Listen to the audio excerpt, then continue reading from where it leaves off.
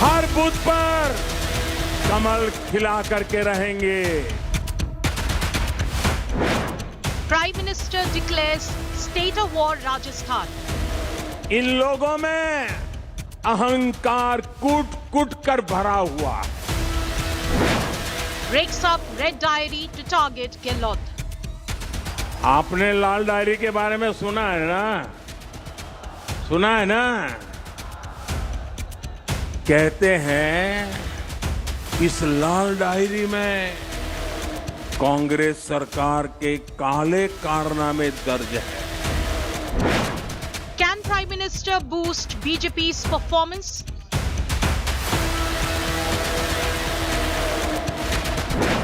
Chief Minister fights rebellion and revolt. Is Gehlot's graph rising or sliding? चुनाव आ रहे इसलिए Bharatiya Janata party को जनता आज सिग्नल दे चुकी है। चीकर के अंदर तो जनता समझ गई है और आने वाले वक्त में उनको लाल झंडी दिखा दी जाएगी। Will crimes against women hurt Gehlot?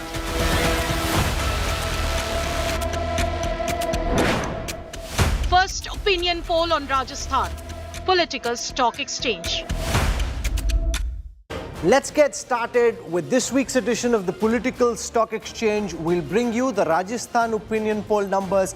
I want to give you a sense first up of the methodology used by C-Voter in putting this opinion poll together. This is a face-to-face survey. 14,085 is the sample size. The survey was conducted between the 26th of June and the 25th of July. So that's a long window in which this poll was conducted. 25 Lok Sabha seats and 200 assembly constituencies have been polled in this survey. Let's get started. Question number one on the C-Voter opinion poll for Rajasthan. How satisfied are you with the state government in Rajasthan?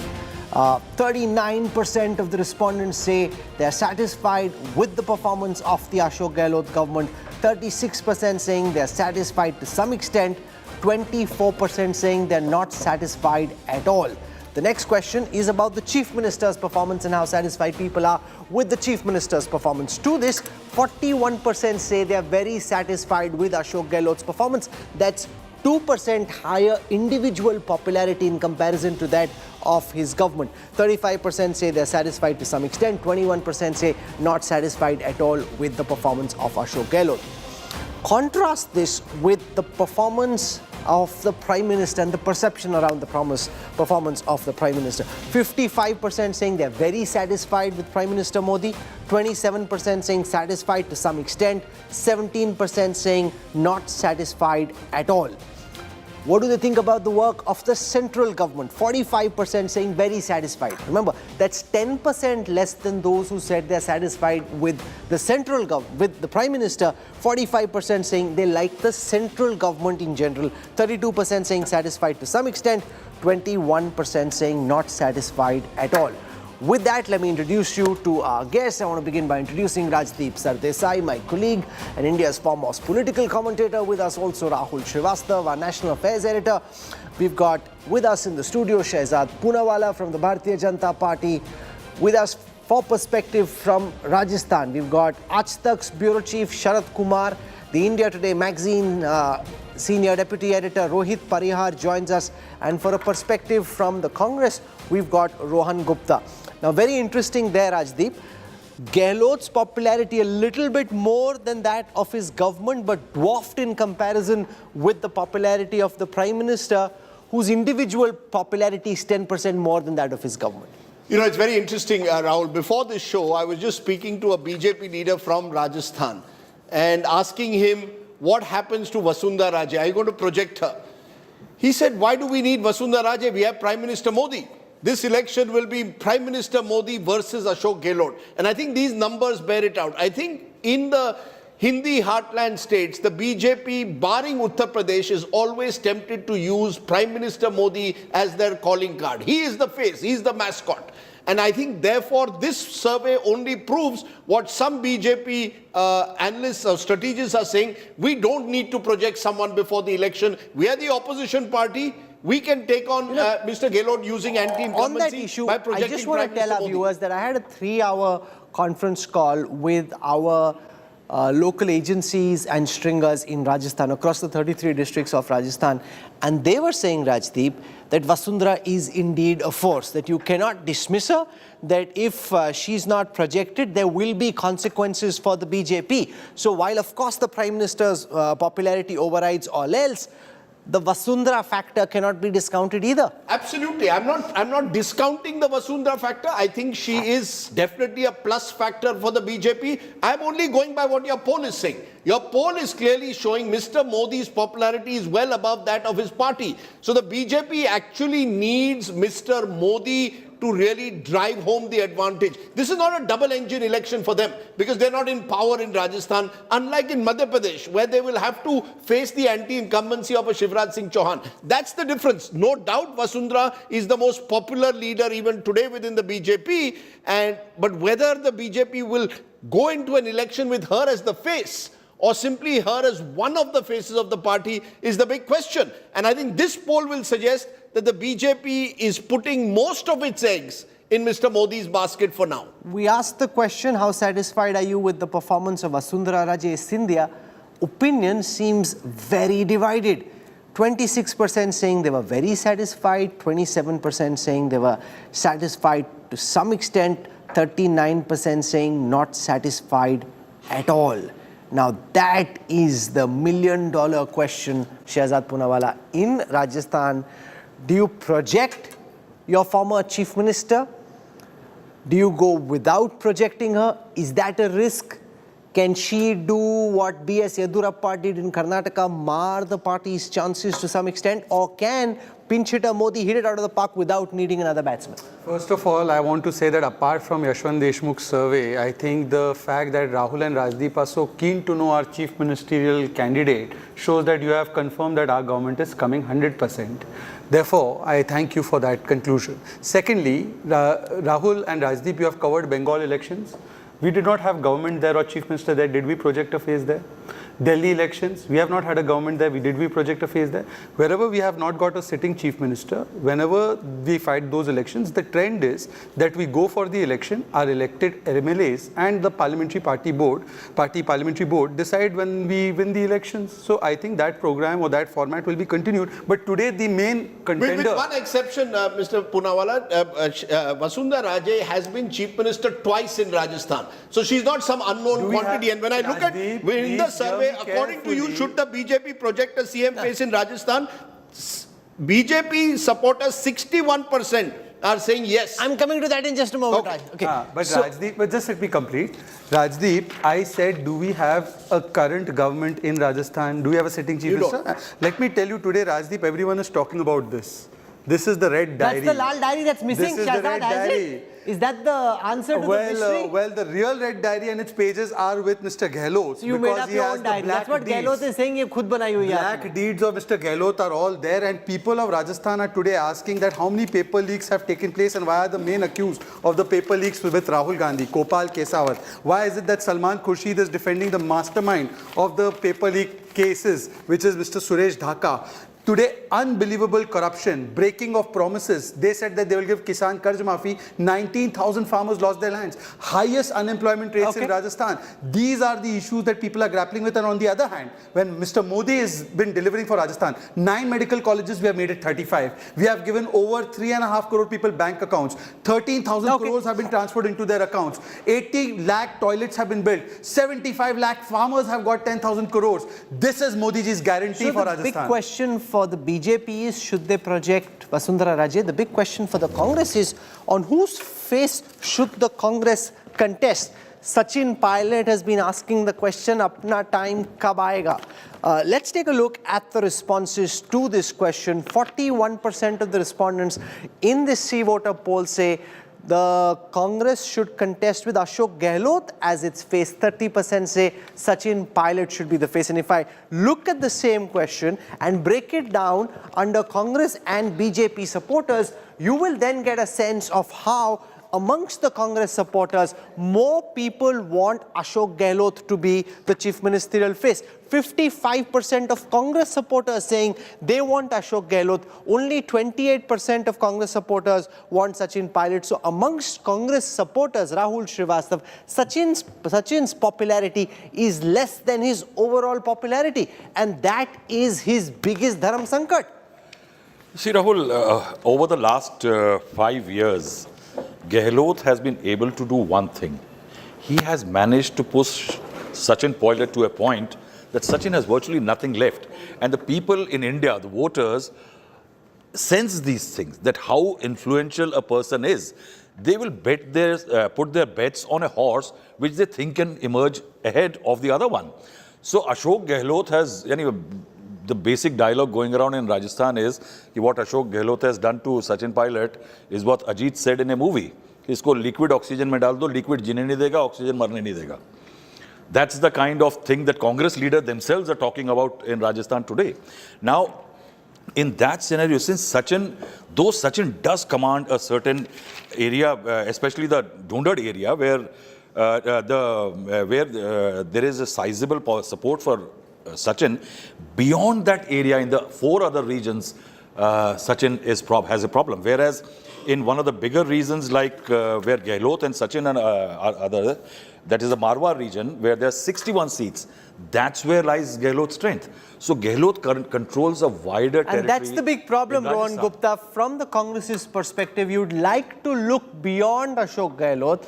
So many promises have been made by the Congress High Command to Sachin Pilot. But even at this moment, Ashok Gehlot is, according to the C voter data, the bigger leader in Rajasthan, and more Congress voters would like you to fight the next election with Gehlot as your face.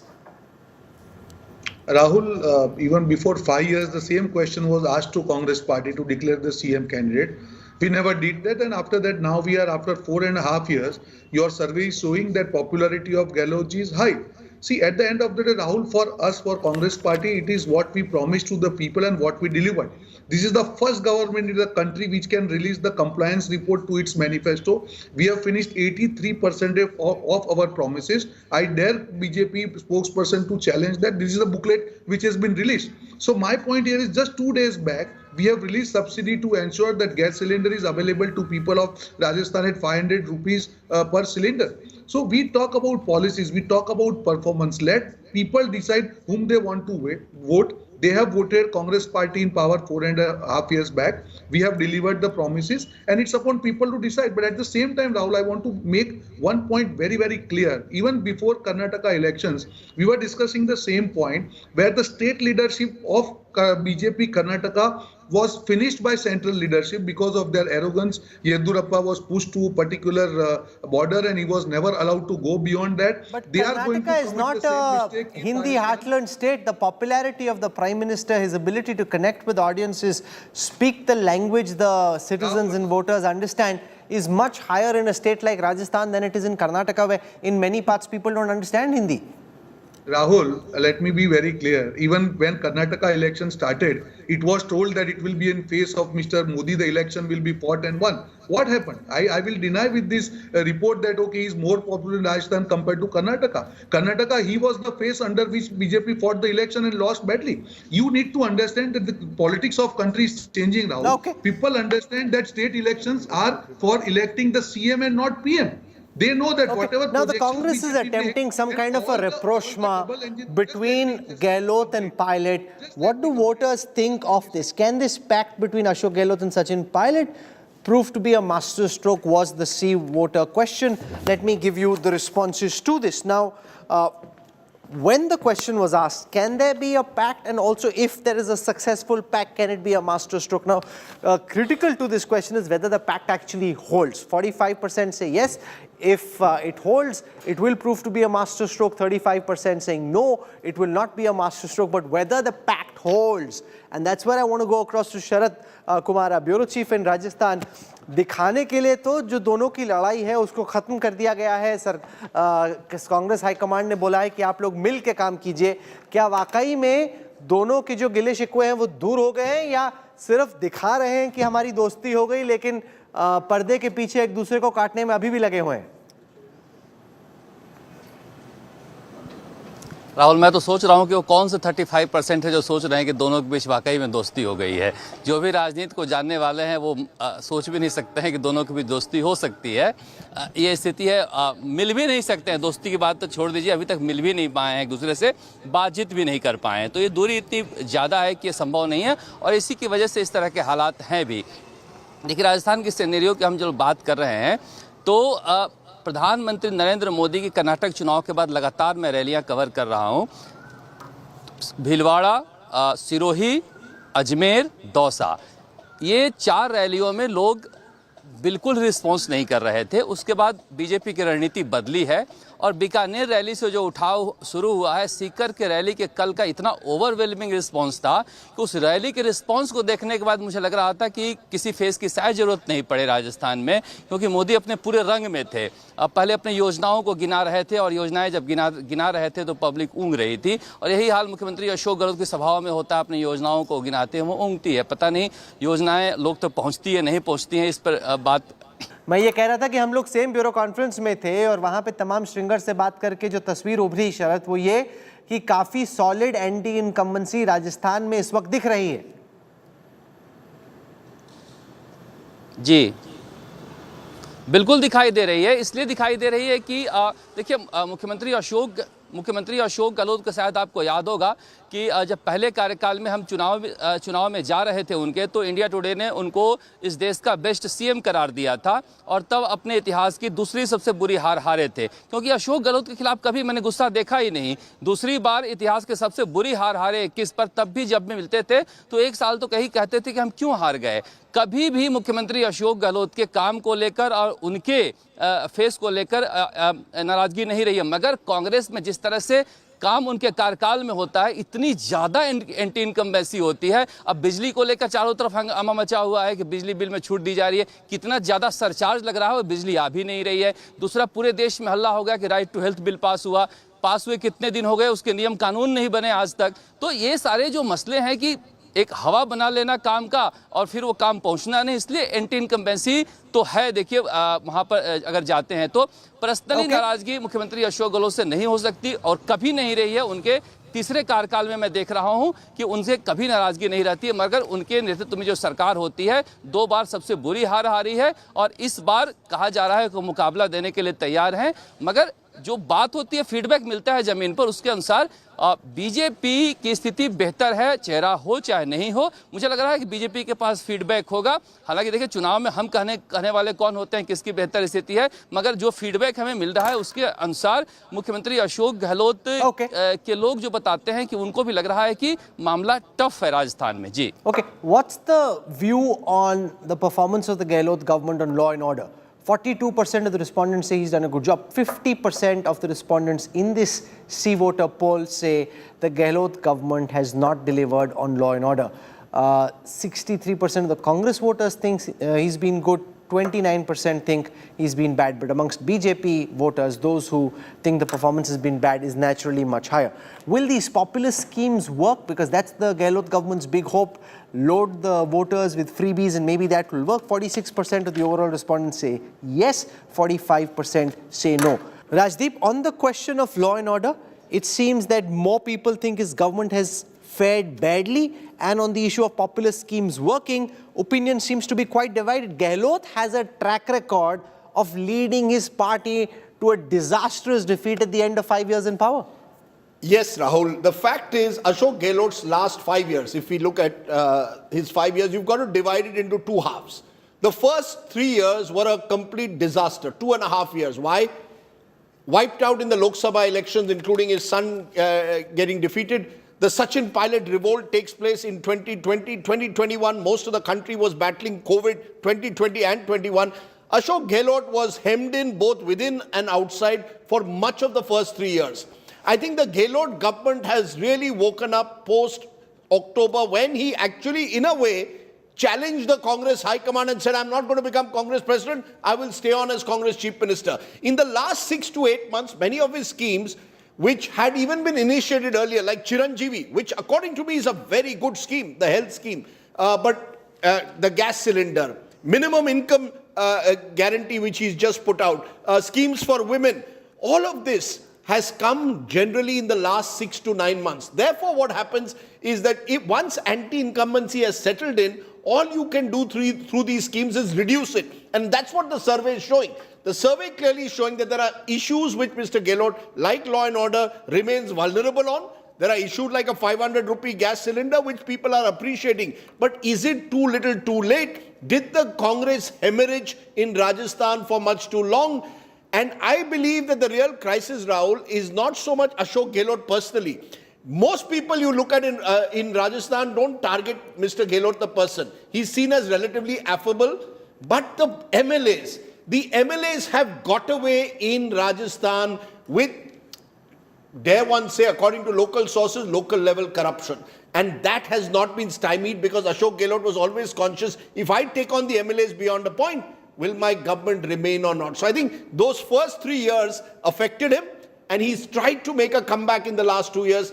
I fear it may be too late. In this show, Shehzad's been holding up this so-called Lal diary, the red diary, which comes from Rajendra Gouda. So there are two questions on that in this poll. One is, will the Gouda episode harm the Congress? 58% of the respondents say yes, 40% say no. Should he have been sacked? Was this right? Was this wrong? 45% say yes, he should have been sacked. 46% say he shouldn't have been sacked. And what the BJP has done is they really run away with this issue. He actually comes from the BSP originally, so he's not really a Congress loyalist in that way. One point, that he has not been kicked out of the Congress party even now. He continues to be in the Congress, and he's not the only person. By the way, this red diary is not the only episode. Bharat Singh, an MLA, has written that the Khanan mining minister, the mining minister is the biggest mining mafia. And these issues of corruption have been going on in every department every year. In transfer posting, there was such a racket that when Govind Dotasara said to teachers that does racket take place, they said in front of his face, yes, it takes place.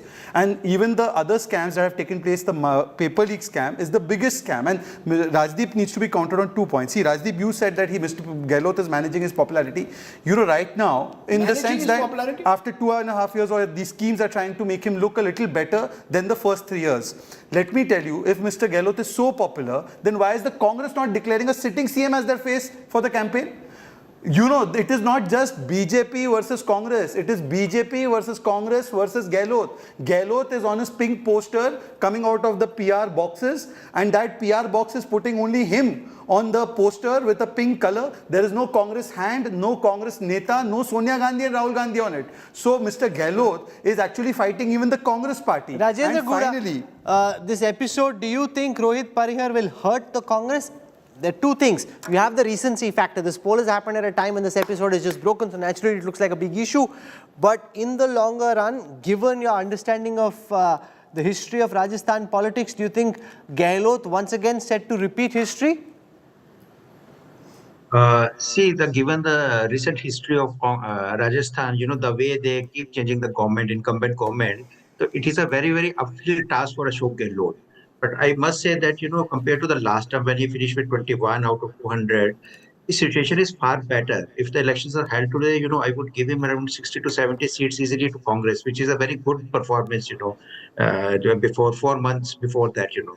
And he can, from here, he can, you know, take it a little better also. That means he is in the position. I mean, it could get better, but it could get worse as well. Both things can happen. Yeah, I was about to say that, you know, the way Gouda thing, you know, Prime Minister has picked it up, but you know that people have a short memory. Unless center backs it up with, you know, some conclusive investigation, people are going to forget this thing, because Gouda himself hardly has any credibility. You know, sometime he was, you know, he used to be loyalist to Gehlot, then, you know, BSP before that, then became a pilot supporter. So everybody knows his vested interest also, you know. So, and everybody is asking that what were income tax officials doing at that point of time? If actually Gouda went there and, you know, snatched diary from income tax officer or stole that what were the officers do? Did they lodge a complaint? Sure. This is the question is asked to Virendra Singh also. BJP's big hopes is that Prime Minister Modi going to Rajasthan will help them. So Yashwant Deshmukh and his team asked this question in this poll: will the Prime Minister's visits help the BJP in Rajasthan? 61% of the respondents say yes, 30% say no. Then we come to that vexed question: should the BJP project a chief ministerial candidate? 56% of the overall respondents say yes, the BJP should project a chief ministerial candidate. 30% say no. 62% of BJP supporters say the BJP should project a chief ministerial candidate. Only 28% of BJP supporters say no. Yashwant Deshmukh, this question and the response that has emerged seems to suggest BJP voters would like a chief ministerial candidate. But when I look at the other question about the performance of Vasundhara Raje, 39% say they're not satisfied at all. In this scenario, is your poll looked at purely statistically, seeming to suggest that there should be a chief ministerial candidate outside Mrs. Raje? Well, I think, Rahul, that all the elections now in India, people do expect to see the face that they feel is going to form the government. They are going to vote for who is going to head the government. So for all, theoretically speaking, we are following the Westminster model. For practically speaking, the Indian electorate is pretty much in the presidential form of mindset as far as the voting intent is concerned. So if they are asking majority of them that they need clarity on who is going to be the chief minister, it is a justified, way of saying the things. But as far as the BJP is concerned, it's a kind of a dilemma because I think Vasundhara Raje still remains the most popular BJP face within the BJP, but somehow... Okay, so let me show that question to the viewers. I haven't shown that data set yet, so let me just do that for a moment. Who is the most popular face of the Bharatiya Janata Party? When Yashwant and his team asked this question, here is what the responses look like. 36% of the respondents say Vasundhara Raje should be the chief ministerial face. Gajendra Shekhawat comes in at a distant 9, 1/4 the popularity of the former chief minister. None of these is 33%. Arjun Meghwal is 7%. And I want to look at what the responses are amongst BJP supporters. So there isn't much of a difference. If you look at BJP supporters, 37% of the BJP supporters want Vasundhara Raje. The rest of them have very, very marginal numbers. So that's the way the data looks like. Rajdeep, how would you be decoding this? So they don't think she's done a good job. 39% say she hasn't been effective, yet they think that she's the #1 choice. You see, the fact is this is an election taking place with Ashok Gehlot as the chief minister. Vasundhara Raje was the chief minister 5 years ago. So when you ask this question, people are not going to judge Vasundhara Raje in the manner in which they would have judged her 5 years ago. You will remember 5 years ago what was the slogan in Rajasthan. Modi tujhse bair nahi, Vasundhara teri khair nahi. There was anger against Vasundhara Raje's government. Just as at the moment there seems to be anger against Ashok Gehlot's MLAs. Vasundhara Raje, the individual, remains, I believe, very popular, particularly in comparison with other BJP leaders. You see, many of this is also done. You also look for who else is there. One of the difficulties that the BJP has had in Rajasthan, and to some extent the Congress, is that they don't have the next generation ready. At least the Congress could claim that Sachin Pilot, possibly in the next decade, is the next generation leader. Who is the BJP's next generation leader? For 20 years, Vasundhara Raje has towered over all else, with all others within the BJP. So naturally, as the poll shows, she's the most popular. But her government, particularly in 2018, was not seen as a popular government, and Vasundhara suffered as a result personally. So for all her high popularity, she was not able to offset anti-incumbency. Let's be clear, Rahul. Since 1993, barring Bhairav Singh Shekhawat that year, where he won when he was re-elected, that too with independent supports in the aftermath of the Babri Masjid demolition, no government has been re-elected in Rajasthan. So Ashok Gehlot is fighting history in a way when he's going to the polls this time. But Rajdeep, I want to ask about two elections, 2013 and 2018. Can you tell me the vote difference between BJP and Congress in 2018? Where you say there was a great anti-incumbency against Vasundhara. We were only 0.5% behind them. 1 second. And in the election in 2013, where Ashok Gehlot got routed with 21 seats and we won 163 seats, well, that is now you're saying that Ashok Gehlot only faces little bit anti-incumbency. It's against his MLAs. So this kind of double standards should not be there. Secondly, I wanted to make a point here. See, I think what Rajdeep is saying, what is happening that the BJP wanted to remove Vasundhara Raje. It's not just what Vasundhara teri khair nahi, there is a personality issue also. The current BJP does not like leaders of the kinds of Vasundhara Raje who act as regional satraps. Now in that what happened, First, Karnataka loss, and now after that, as surveys and internal assessments, Vasundhara's significance has risen. Now, if you see what has happened in the last few days, in the last 2 PM visits in Sikar as well as the other, Vasundhara Raje has been praised by the Prime Minister. It has also happened that she has been given greater eminence. Then Amit Shah went to Rajasthan and he praised Vasundhara Raje. Increasingly, I have seen Vasundhara Raje camp going easy. It's not pressurizing, muscle flexing that I am going to be XYZ. A kind of a truce is coming, but BJP eventually is looking at a scenario where PM is the main template. Vasundhara is also there to keep her happy because without her it is difficult. But Vasundhara would like to be projected as the chief ministerial face. If you get her to work and somebody else becomes chief minister, she'll feel very shortchanged. Right now she is happy that she has come here because 2 months ago, she was in the wilderness. So she has graduated onto better things. She's attending a lot of functions. Her significance is understood, but BJP wants change.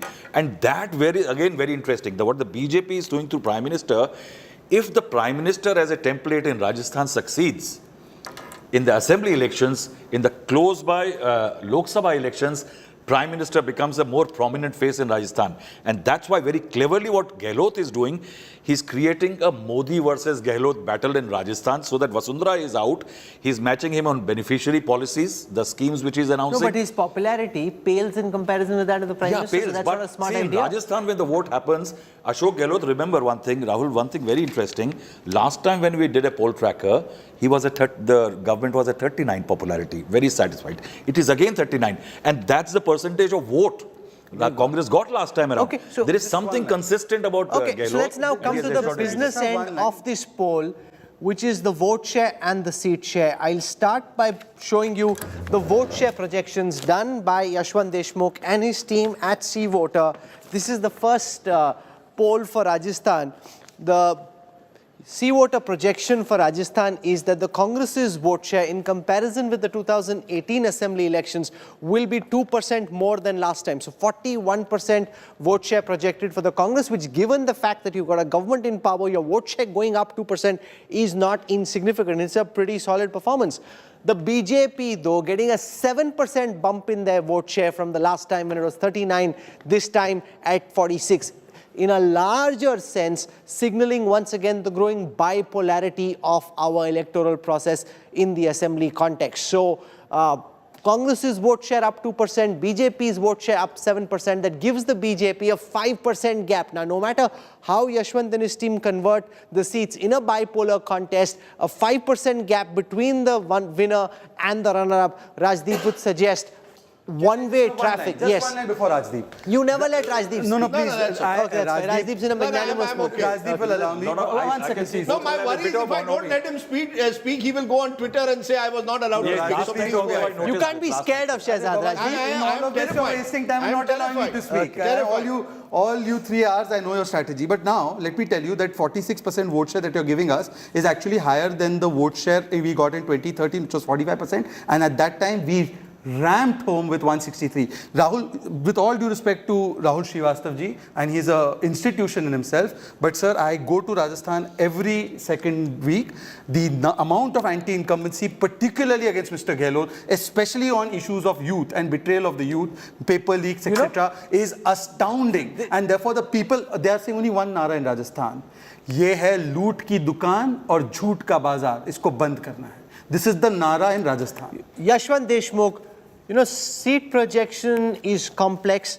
Vote projection is very scientific because it's really from what you've picked up. A 5% gap for the BJP in vote share would suggest no matter how you divide it into seats, no matter what kind of formulae you run, the BJP very clearly poised in the state of Rajasthan to come back to power from your data.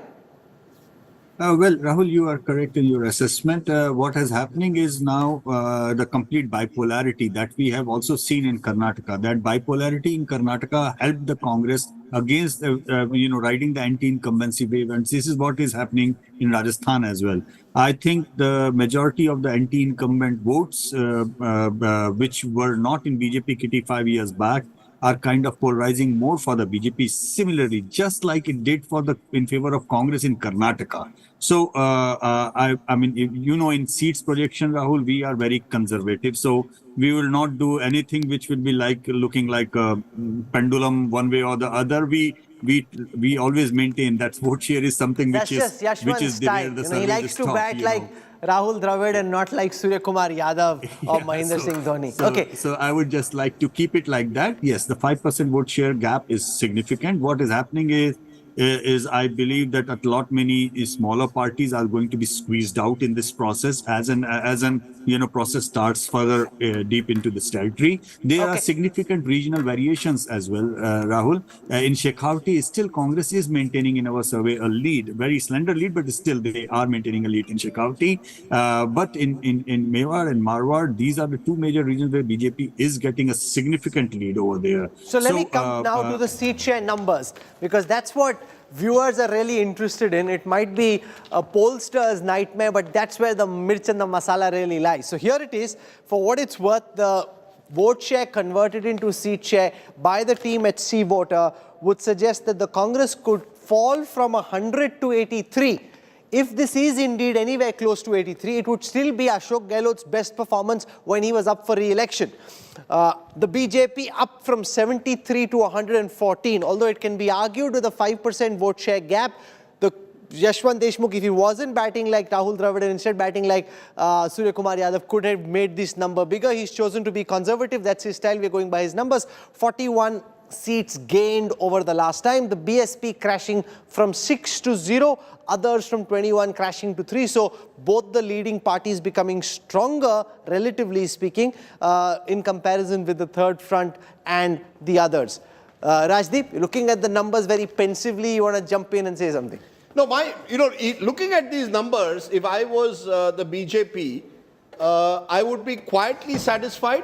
But if I was the Congress party, I would actually be clutching to some hope, which seemed completely non-existent a year ago. Non-existent to the extent that why are you imagining the ball can't swing the other way? This 83 can become 60. Look, there are two ways this. If you remember 2011, when Mr. Gehlot was wiped out, I think he got just 21 or 25 seats.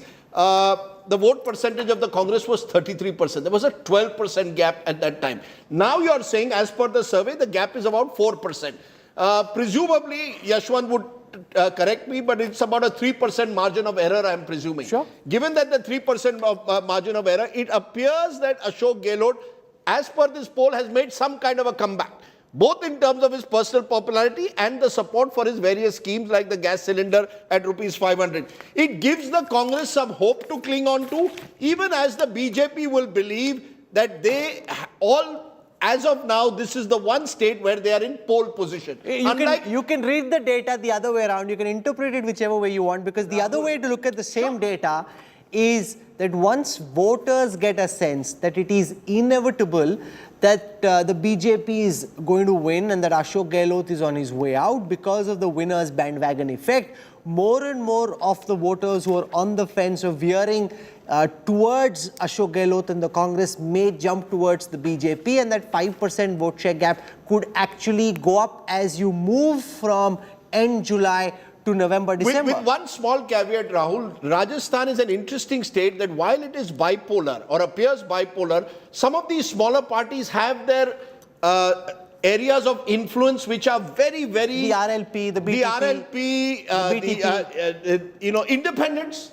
The BSP seats last time with a lot of votes. I think they won something close to 14% votes. So you'll have specific regions. You see, also in the caste mix, and Rajasthan caste mix matters. If you look at Eastern Rajasthan, the role that the Gujar community plays is important. Significantly, in 2018, with Sachin Pilot as the president of the Rajasthan Congress, the Congress swept Eastern Rajasthan. Now, we don't know where what position Mr. Pilot will have in the Congress strategy. So all of this will matter, I think, in the next 4 or 5 months. It is a state where region-wise, the vote variation does take place. That's where campaign and momentum then becomes important. Sharad Kumar, you're on the ground. आपके हिसाब से ये जो अगर 83 है तो ये गहलोत का री-इलेक्शन के टाइम पे बेस्ट परफॉर्मेंस होगा. आपके हिसाब से क्या मोमेंटम इस तरीके से बन रहा है कि गहलोत जी जो गैप है उसको कम कर पाएंगे, या मोमेंटम इस तरीके से बन रहा है कि ये फासला और बढ़ सकता है बीजेपी और कांग्रेस के बीच में?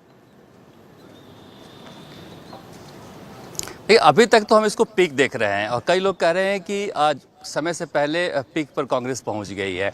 लेकिन देखिए उसमें अगर बिना किसी एनालिसिस की बात करें तो वसुंधरा राजे अगर नहीं बनती है फेस तो बीजेपी को 20 सीटों का असर पड़ सकता है। अगर बीजेपी 140 आना चाह रही है तो 120 आ सकती है, 120 आना चाह रही है तो 100 आ सकती है।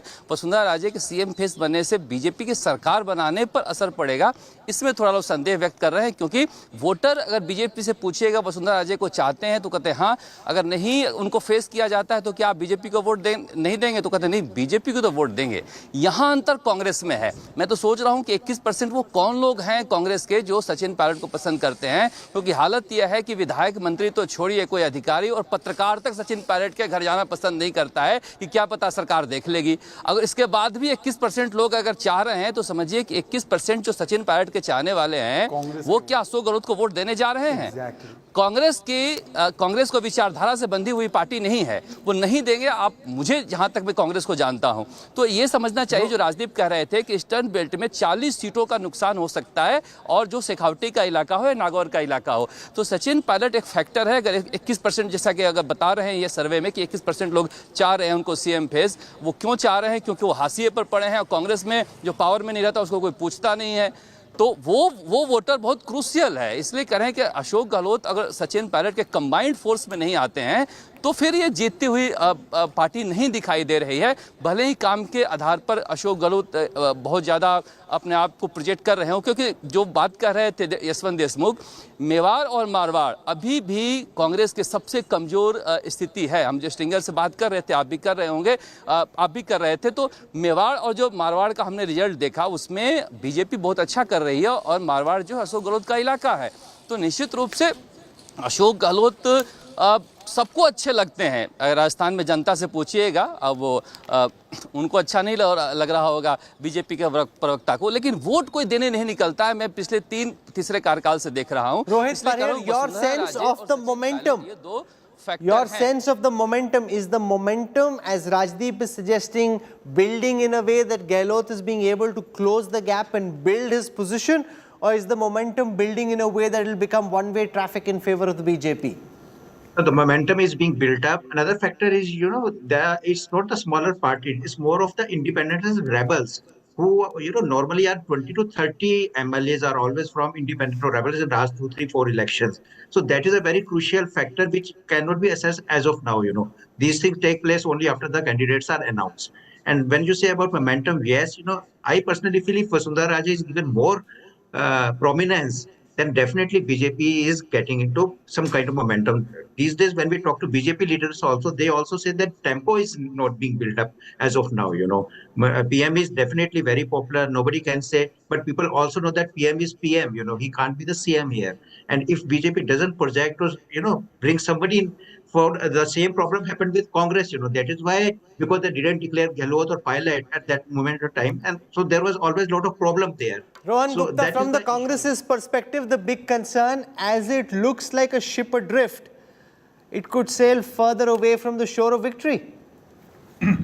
I think, Rahul, the way we are progressing towards election, you will see that the way this government is performing, we are delivering our results and people are responding. 2 days back, we delivered 155 crores subsidy for gas cylinders. Every day the schemes are coming up. My point, I want to give two perspectives.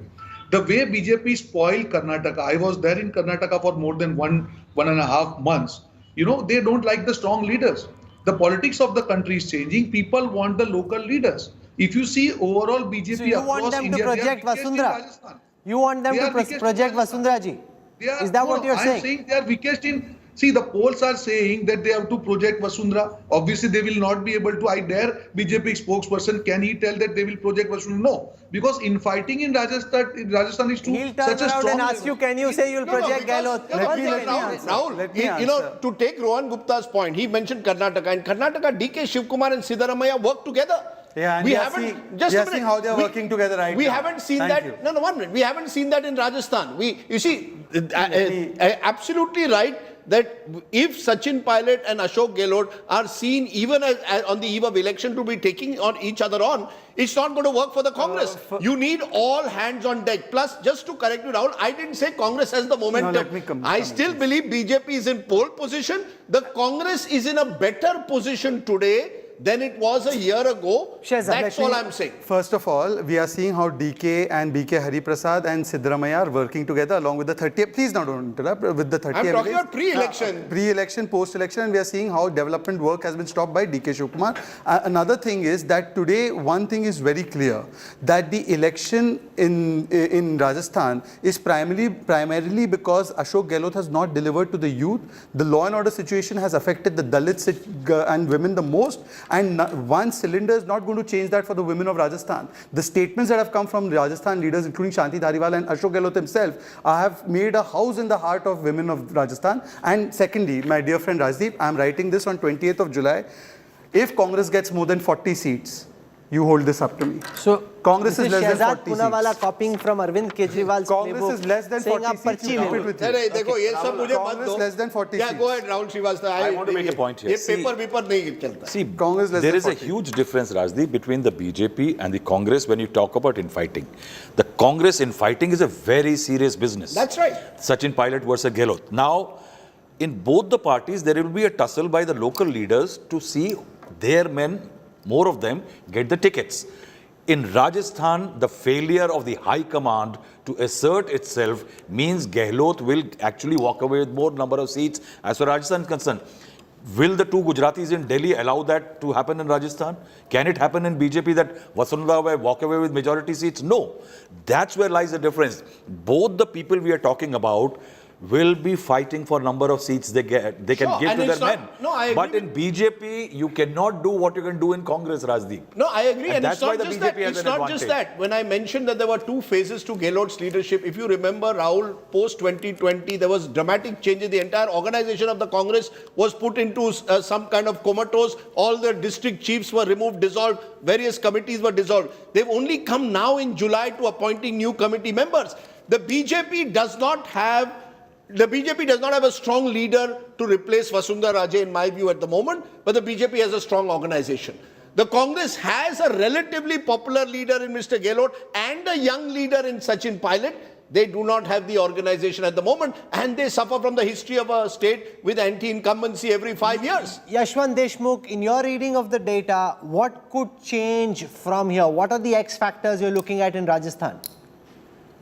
Well, Rahul, I don't see that things change big time when things are going bad for one section and going good for the other one. You know, very dramatically things changing from here, it doesn't really happen in that way, in my experience. However, the Prime Minister's campaign is critical. That remains to be seen. And yes, BJP tried its level best in 4.5 years to give an alternative face of Vasundhara Raje, but it seems it couldn't read successfully in that campaign, whichever it was. And now we see that central leadership coming around. Okay, so I think the sum and substance of what is being said is this, that the wisdom of the crowds, and there is some wisdom in the wisdom of the crowds because it gives you a directional sense of what's happening. If the BJP were to project Vasundhara Raje Scindia as its chief ministerial face, the party is likely to fare better because then there would be the double engine effect in play. Captain Modi, Vice Captain Scindia, and they both together could push the BJP towards a massive victory.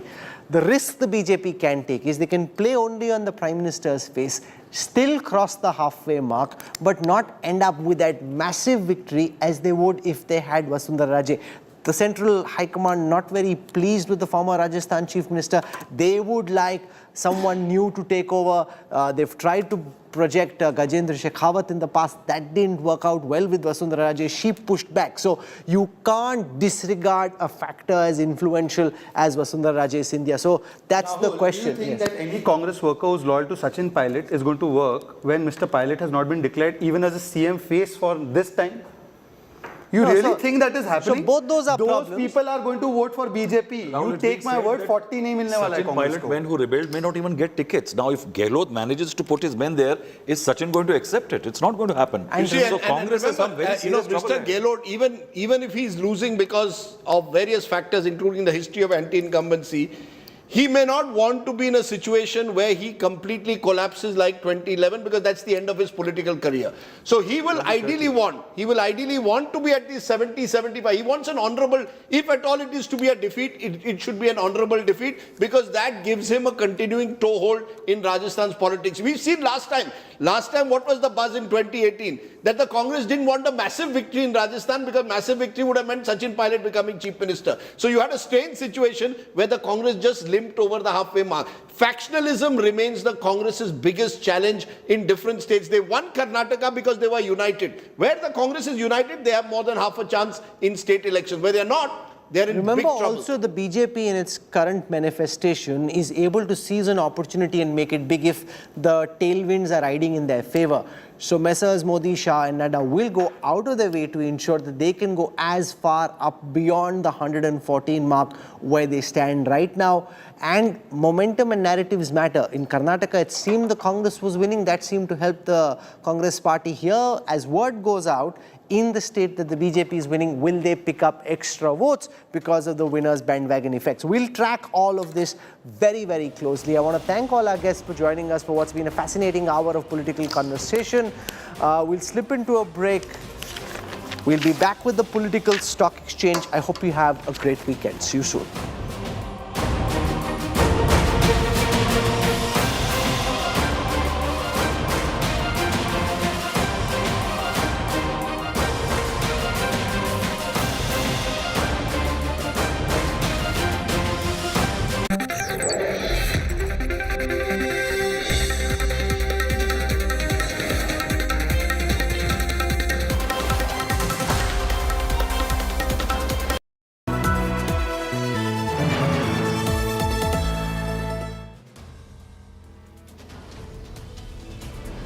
In politics, everyone has an opinion, but I have the data. Whose stock is rising? Whose graph is falling? Track India's political stock exchange. Unmatched, unmissable data analytics. The only show on News TV where numbers do the talking. India's most credible poll tracker. The political stock exchange with Rahul Kamal, only on India Today.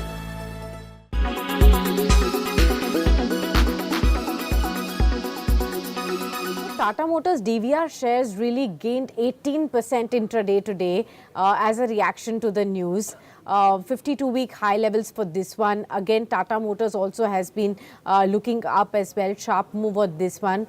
I wanted to understand what will the conversion of DVR shares to Tata Motors shares really mean, and what should investors really do now in terms of the shareholders of Tata Motors and the shareholders of Tata Motors DVR. For both of them, what would you advise? What I believe is that the arbitrage opportunity which was available yesterday is not present as of now. So if I remember yesterday based on the yesterday closing price, the arbitrage opportunity was for 23%. But we have to keep in mind that this transaction will take 12 to 15 months to consume it. At the same time, since this shares will be issued in the form of deemed dividend, there is an angle of tax also to attach to this transaction. So hence, despite of 23% clear theoretical arbitrage that was available yesterday evening post the closing of market, the stock has reacted only to the tune of 14%.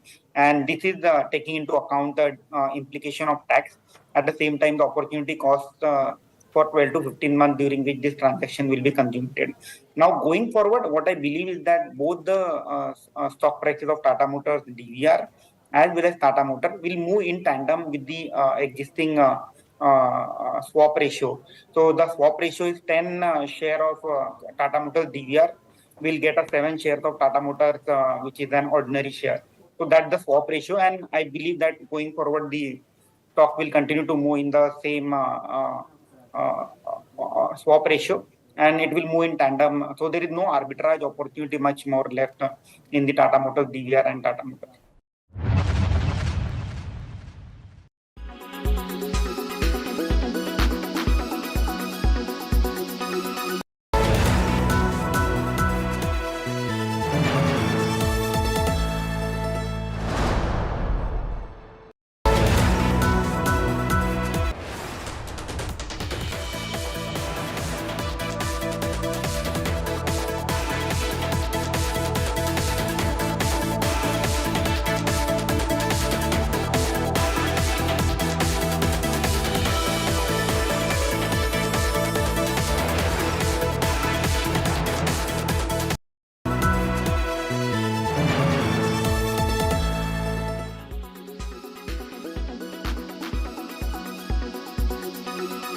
employee addition has dropped a combined 135% at TCS, Wipro and HCL Tech.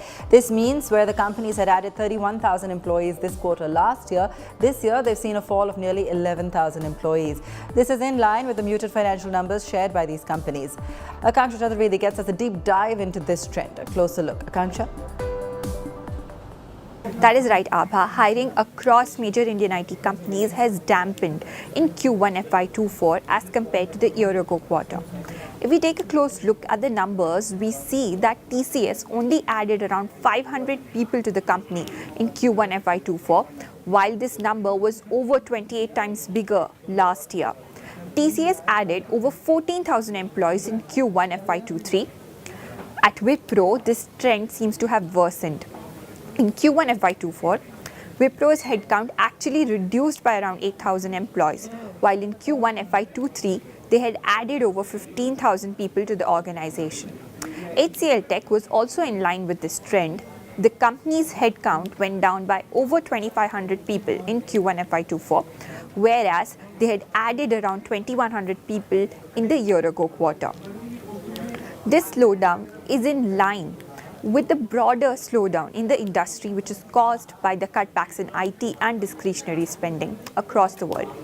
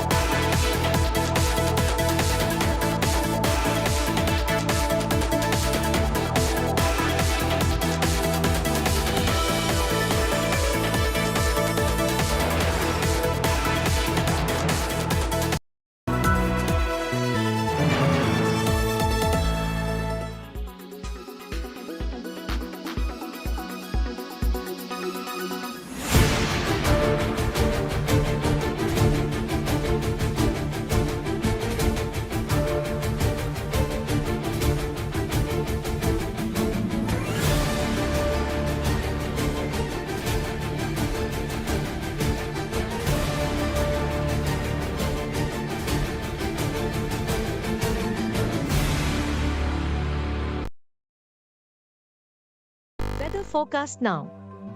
Delhi, maximum 33 and minimum 27 degrees. Mumbai, maximum 27 and minimum 25 degrees. Kolkata, maximum 33 and minimum 26 degrees. Bangalore, maximum 27 and minimum 21 degrees. Chennai, maximum 35 and minimum 27 degrees. Hyderabad, maximum 26 and minimum 22 degrees.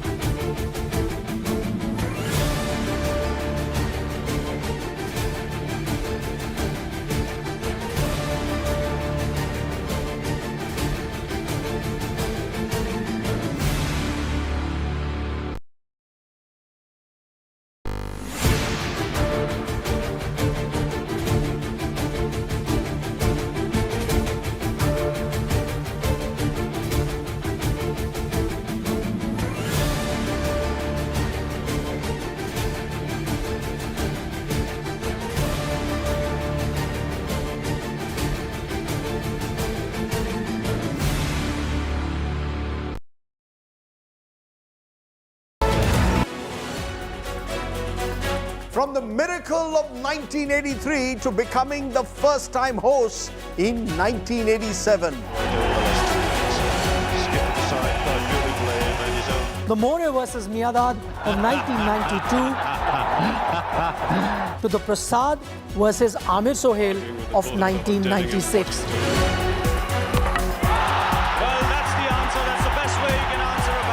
And then, of course, the high of 2011 with Mahendra Singh Dhoni finishing it off in style. Finishes off in style.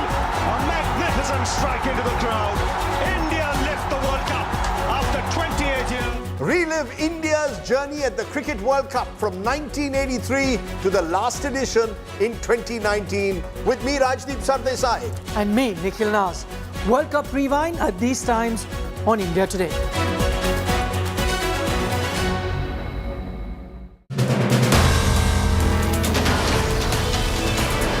In politics, everyone has an opinion, but I have the data.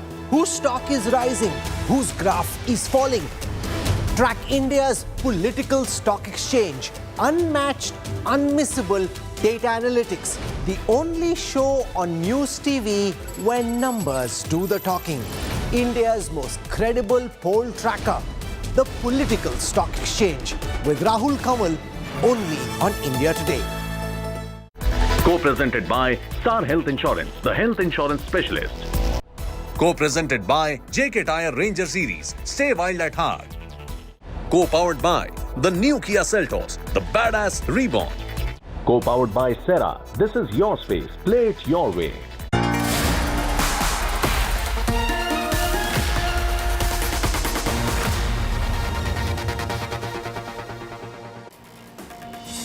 Good evening, hello and welcome. You're with the news today, your primetime destination news, newsmakers, talking points. The big talking point tonight.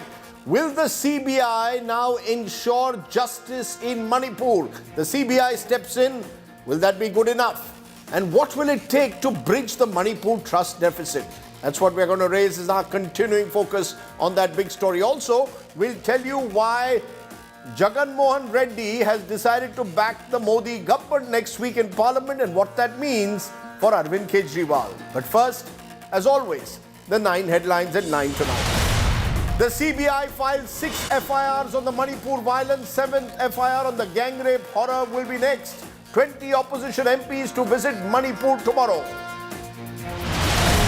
No trust motion on Modi government likely to come up on 7th or 8th of August in Parliament. Sources say final date to be decided on Monday. An Udupi court grants anticipatory bail to 3 women accused in the college washroom snooping row. BJP hits the streets in protest, claims Karnataka police mishandled the case. BJP intensifies Mission South 2024. Union Minister Amit Shah and Tamil Nadu BJP President Annamalai flag off a 6-month-long En Makkal Padiyatra. Shocking broad daylight murder in Delhi's Malviya Nagar in the heart of the city. College student bludgeoned to death with an iron rod by a jilted lover. 1 accused arrested. Telangana battles monsoon mayhem as torrential rains wreak havoc across the state. Multiple areas waterlogged. Mumbai and coastal Maharashtra also facing heavy rainfall. Supreme Court grants bail to activists Vernon Gonzalez and Arun Ferreira in the Bhima Koregaon case. Court rules their location will be tracked by NIA at all times. They've spent almost 5 years in jail. Aviation regulator DGCA slaps a 30 lakh fine on Indigo Airlines over systemic deficiencies.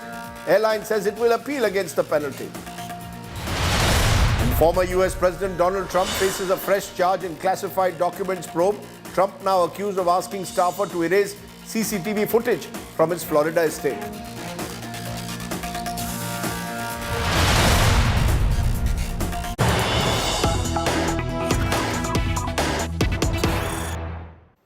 But the story we are breaking at this moment, 20 opposition MPs to visit Manipur on Saturday, and that list has now been accessed by India Today of the MPs who will travel to Manipur on Saturday amidst the ongoing row. Congress's Adhir Ranjan Chaudhary will lead an opposition delegation. TMC, CPIM, DMK, Shiv Sena Uddhav Thackeray group are part of the opposition delegation. Opposition MPs from the 16 parties will hold a 2-day Manipur visit. This comes, remember, at a time when the opposition has been demanding a response from the government and Prime Minister Modi to the situation in Manipur, where more than 140 people have died in the last few months in ethnic violence. So the opposition going ahead with their visit to Manipur. Now, all of this, of course, comes at a time when the centre says it's begun holding talks with Kuki and Meitei community leaders. Prime Minister Modi has deployed Home Minister Amit Shah to take up the issue. Efforts on to restore normalcy in the violence hit Manipur, and significantly, it's the Central Bureau of Investigation which has now been asked to take over several of the probes in the state, including the viral video of two women who were paraded naked by a mob in Manipur. What exactly does this mean? It's our top story tonight. Days after the video of two Kuki Zomi women paraded naked in Manipur went viral, the CBI will take over the investigation in the case. The Union Home Ministry has filed an affidavit in the Supreme Court giving details of steps taken to restore peace in the northeastern state. The CBI is investigating 6 cases. The agency is set to file a 7th FIR, which will be on the Thobal viral video and gang rape. The government has urged the Supreme Court to transfer the trial in this case outside Manipur. The centre filed the affidavit after the top court on July the 20th took note of that viral video, saying it was deeply disturbed by it. It had asked the centre and state governments for an update on measures taken. Sources tell India Today that the centre has held 6 rounds of talks with both Kuki and Meitei groups. According to sources, efforts are in an advanced stage to bring both communities together on a negotiating table. Sources claim Home Minister Amit Shah personally spoke to community leaders from both sides. Additionally, a few senior retired government officials from both communities are trying to bring both sides to talks. दोनों समुदाय में बातचीत होनी चाहिए और जो भी मतभेद या मनभेद है वो दूर होने चाहिए। अपेक्षा करते हैं कि जो लोग भी इनिशिएटिव ले रहे हैं वो राज्य सरकार या केंद्र सरकार जहां से जिस लेवल पे इनिशिएटिव हो रहा है या कुछ और लोग इनिशिएटिव ले रहे हैं उसका आउटकम अच्छा होगा और वापस से शांति बहाल होगी। The opposition called the decision to hand over the probe to the CBI a step too late. जैसे अंग्रेजी में कहते हैं ना, too little, too late. CBI को जांच देना, सौंपना 80-85 दिन घटना को हो गए उसके बाद एक विषय है, लेकिन पिछले 80-85 दिन से जब से मणिपुर जल रहा है वहाँ सरकार क्यों अभी तक बर्खास्त नहीं की गई? The ruckus in Parliament continues as the opposition disrupted proceedings on Friday as well, demanding the Prime Minister speak in the House on the violence in Manipur. जा रहे ना जाने दो, ग्राउंड जीरो रिपोर्ट क्या है, हम सब कुछ इधर खुलासा करना चाहते हैं, अगर चर्चा करते हैं तो। If they want to discuss, if they want truth to come out on the, there is no better floor than this. The opposition alliance called India is sending a 15-member delegation to Manipur on a fact-finding mission. मुझे लगता है ये drag करेगी, धीरे-धीरे और आगे ले जाएंगे और बीच-बीच में कोई कार्रवाई करेंगे, जैसे कि सीबीआई की जांच सौंपने का बात कर रहे हैं, किसी को पकड़ेंगे। अभी कहते हैं कि सुप्रीम कोर्ट वहाँ से कोर्ट दूसरी जगह हटा के विचार किया जाना चाहिए। ये तरह-तरह की बहाना और बात करके ये मसले को लघु मतलब पतला करने की कोशिश करेगी। While the central government has underscored no effort will be spared to ensure stringent action against the accused, it remains to be seen if the CBI probe will restore trust among the warring Meitei and Kuki Zomi communities. Bureau Report, India Today. Let's raise the big questions tonight. Will a CBI probe ensure justice for the victims in Manipur? Should more trials be moved out of Manipur? What will it take to restore trust among communities? What more should the government be doing to bring peace? And what role can civil society groups play? Just some of the questions I'll raise. Vrinda Grover is advocate at the Supreme Court, human rights activist who's taken up several such cases of mass violence in the past. Gladi Vaipai Hunjan is member of the Kuki Zo community and a Manipuri entrepreneur. ML Sharma is former special director at CBI, and Rajat Sethi has been a former political advisor to the Chief Minister of Manipur. I appreciate all of you joining us. I want to come to you, Vrinda Grover. Given your experience in dealing with cases of mass violence in the past, Gujarat, Muzaffarnagar and others, do you believe the CBI coming in will resolve the case of the viral video? 7 people have already been arrested. Therefore, questions will be raised. Does the CBI really need to be there? Do you believe a CBI investigation will be neutral, non-partisan, will ensure swift justice? Rajdeep, I think the timing and the manner in which the CBI has been brought in is what gives rise to a lack of good faith over here. It's not as though at the time when the incident took place, the state government and the central government thought this is a fit case for CBI to step in, for special monitoring, for the case to be transferred outside, etc. All this has happened after the Supreme Court's order of 20th July. In the affidavit that has been filed, they very categorically say, the central government says that the state of Manipur has asked for this to be transferred on 26th of July. So 2 days before the case was to be taken up, which was today, it was not taken up because the court one was not sitting today. So this action of even handing it over, why is it not inspiring any confidence, is because this is an attempt to shield themselves from the scrutiny and the questioning that the Supreme Court has initiated. It was very much within the knowledge of the centre and the state that such a horrific crime had taken place. Does CBI investigation per se show us from its track record? And I would start from 1984 onwards actually to understand mass crimes in this country, particularly targeted sexual violence against women and minority communities. We do not have any material to show that CBI investigation will per se be impartial, independent, professional, and lead to timely investigation and prosecution and conviction. What we do know is that if either the Supreme Court or the High Court monitors through a special investigating team, where status reports are given to the court, and there is some amount of monitoring by the court, then there is at least a hope that there will be some fairness in the investigation and there will be prosecutions, etc. I also want to point here, this is not the only case. This case drew our attention to the spate of violence, particularly targeted violence against women from the minority targeted community of Kuki-Zo. So we do need to understand that they are only talking about one case, one incident. There are other incidents. I don't know which these 6 FIRs are or aren't. So this is not sufficient. This in fact seems like a way the government is covering on its own omissions and complicity rather than inspiring any faith and trust. Okay, that's an opening remark which you made, that the manner in which the inquiry has been ordered, the timing of it doesn't inspire trust. It came just before the Supreme Court was to hear the matter.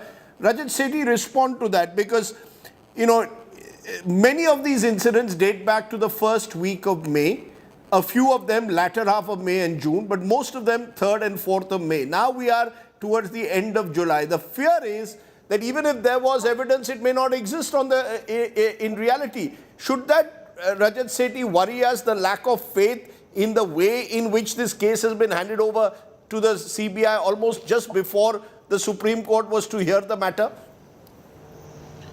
Rajdeep ji, good evening. I echo the sentiments that are coming here that, you know, CBI might not be the fit organization here, but then you don't have any other topmost investigating agency beyond the CBI. We all know that we can't have the investigation done by the Scotland Yard. It is the CBI essentially which will have to go through the painstaking exercise of collecting the forensic evidences and ensuring that justice is delivered to all of these cases. You know, you are right. All 80 to 90% of the incidences that we have been discussing and you have been discussing have been limited to the 4th, 5th, 6th May violence. One of the other cases that you have been tracking pretty well has been one of the MLAs, which was Poo Valte, which I've got a chance to interact with you, and you have millions of followers. Everybody in Manipur, Rajdeep, looks up to your show. Therefore, I just wanted to point out, because you haven't corrected, even Valteji got support from the Manipur government in its due course of time. As soon as he was injured, he was airlifted with all the airlifting, charter facility, etc., provided by the government. And every day when he was in Apollo Hospital, he was taken care of by the OST to the Chief Minister, who also happened to be a visiting doctor at Apollo. I wanted to point this out because you are a responsible journalist, and this is an important thing that needs to be reiterated. Because nobody doubts. Rajat, nobody said that Mr. Walte, the MP, who and will play, the condition in which he is extremely sad. The point is the family appreciates, I'm sure, the fact that he was flown down by a chartered plane. He was looked out. I was told 5 lakhs was paid for. But 1 minute, sir. But you brought certain things which were factually incorrect. I just wanted to correct you. Because you haven't tweeted about it. Ideally, you go about even correcting yourself whenever you deem it fit. I in fact have written a full blog on that, which you will see tomorrow. My question to you, Rajat, is this. Even in Mr. Walte's case, who's an MLA, and I want to tell our viewers, 3-time Manipuri MLA, grievously assaulted in the heart of Imphal on the 4th of May, then flown to Delhi. None of the attackers have been identified and arrested. You see that most of these FIRs are against unknown persons. So people have not been arrested, and now 2.5 months have elapsed. So who's going to be caught? There are two parts of it. Where is the accountability? Rajdeep should be handed over to the CBI. It's an important case because, on that day, a cabinet meeting was called. A lot of cookie MLAs were also part of that cabinet meeting, and all of them were advised not to go out on the street. Unfortunately, Pu Walte went out on the street and he was brutally attacked.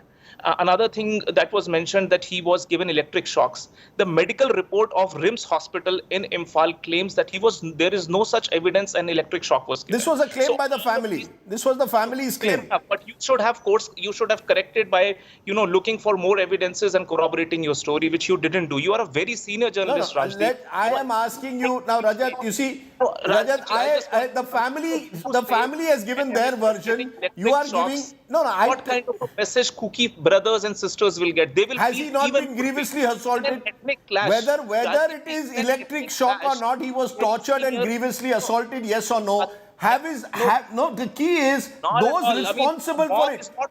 Mr. Rajat Sethi, the limited point I'm asking you, those grievously who assaulted him, why are they not arrested? The top of the order journalists, people like you should know how to do reporting in ethnic clashes. Everything. Once you say that something has happened without corroborating it, the sentiments cookie people will get even more hurt. The reactions, there are painful lives at stake. Rajat Sethi, I have been very careful in all my reporting on this. At no stage, I have given the family reporting on that issue, and I'm just correcting because I'm duty bound to do that. Okay, fair enough. You have to the moot point. Yes. Coming back to the debate. I agree with Vrindaji that yes, there are very few evidences so far. The police administration, it has been accused that it has been 70 days, 80 days, but remember that the principal job of the police, paramilitary and the military, which is on the ground, is to ensure violence. There is still sporadic violence happening on all the areas where, the hill and the valley meet, the foothill areas. Rajat, you didn't answer my question. I appreciate you didn't answer my question. It is now 2.5 months since the MLA's attackers. I'm giving that as an instance. There may be many others, of course. FIRs are being filed against unknown persons. And therefore, the lack of arrests, the lack of accountability as a result is troubling. Do you really believe, for example, now even in Mr. Walte's case, that the CBI entering it as the family wants will resolve it? See, I can only pray to God that he recovers his health, and that is something which is of paramount importance. And if he can identify among the mob who were those faces who had attacked him, ultimately the entire justice system relies on evidences, on forensic evidences. There was a PSO. There was a PSO who escaped. There was his PSO who escaped. He can identify them. That's plain and simple. How can you build a case? So therefore, even in this, once this video surfaced, you clearly could spot every single individual in that mob. Otherwise, a mob means 1,000 people. How do you go around arresting 1,000 people when there are live operations happening? Even the armed forces, the India's military is finding it hard to control the violence on the streets. How can you imagine the Manipur police to be able to, go out collecting evidences? Right now, our Kruki brothers and sisters are not able to travel to Imphal, where the cases are registered. How will they go out and identify people and help the police to collect those evidences so that you can build a solid case before the courts? The courts will rely on those evidences, Rajdeep ji, you know that. No, let me take that to ML Sharma. CBI is going to investigate all of these things, and I believe all these cases should be brought out of Manipur so that there is confidence in both the Meiteis and the Kuki community. There have been 6,000 plus FIRs which have been filed, and due justice has to be given to all of these 6,000 FIRs. That's the limited point that I wanted to make. You made 2 points which I want my 2 other guests, both Gladys who joins us and ML Sharma. You, Mr. Sharma, first. In a case like this, and several cases of assault, rape, most of them have taken place 2.5 months ago. The CBI is now stepping in. Is it too late to build a foolproof case to identify people in case of mass violence? We've seen it, whether Delhi 84, Gujarat 2002, Mumbai 93, 92, 93 is very difficult to identify. Witnesses turn hostile, the case drags on, and eventually no one gets prosecuted or convicted.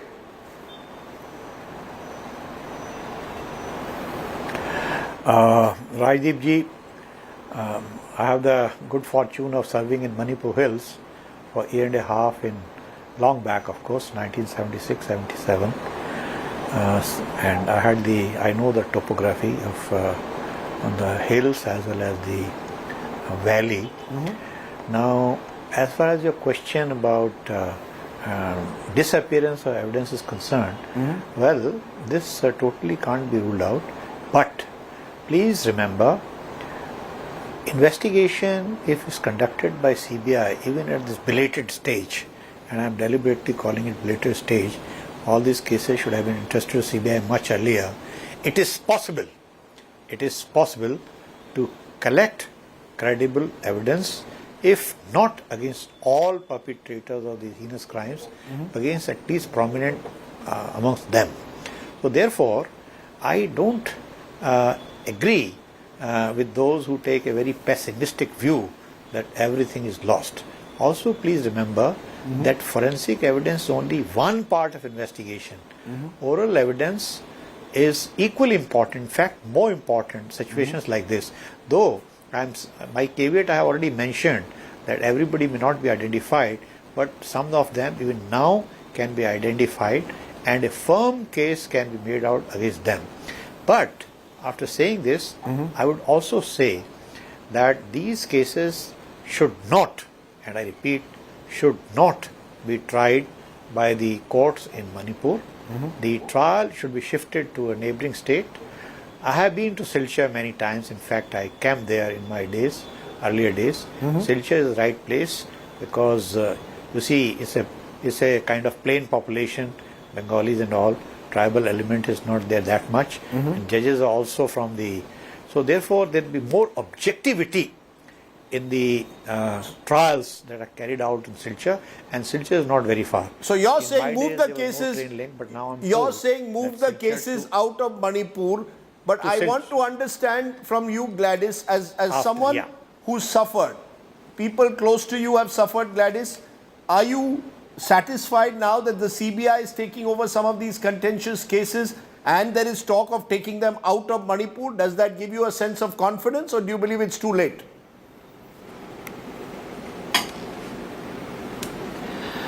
I don't think anything is too late, and I believe if the video can be used to prove who are the perpetrator, Kuki Zhou doesn't have to go to Imphal to identify the perpetrator.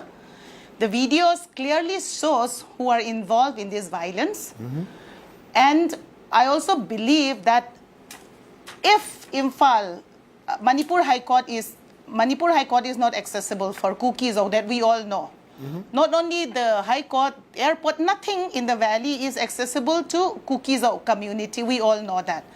Then a trial, a fair trial of outside Manipur, maybe Guwahati High Court, for the time, so that both the community will get fair trial. I think that is the next step. And also CBI inquiry can be done. Yes, we trust the CBI inquiry. At the same time, we also want to know who are in the CBI are the people of the cookies, especially, are consulted? Are they happy with the panel that is appointed by the government to give them justice? Because we should never forget the sentiment of the cookie people. We should never forget that. No, but there will be sentiments, ma'am, of the Metes as well. To bring There'll be sentiments of Metes and cookies. The Yes, idea is to yes. take the trial out of Yes. Manipur. The idea is to have a CBI inquiry. Yes. Therefore, the Manipur Yes. police cannot influence it. Let's be clear. One of the worries is the Manipur police is divided between cookie zomies and Metes. That's part of the problem. Yes, that is the reason why I think both the parties should be consulted. Are they happy with the committee which is trying to help both of them? If they are yes, then no problem.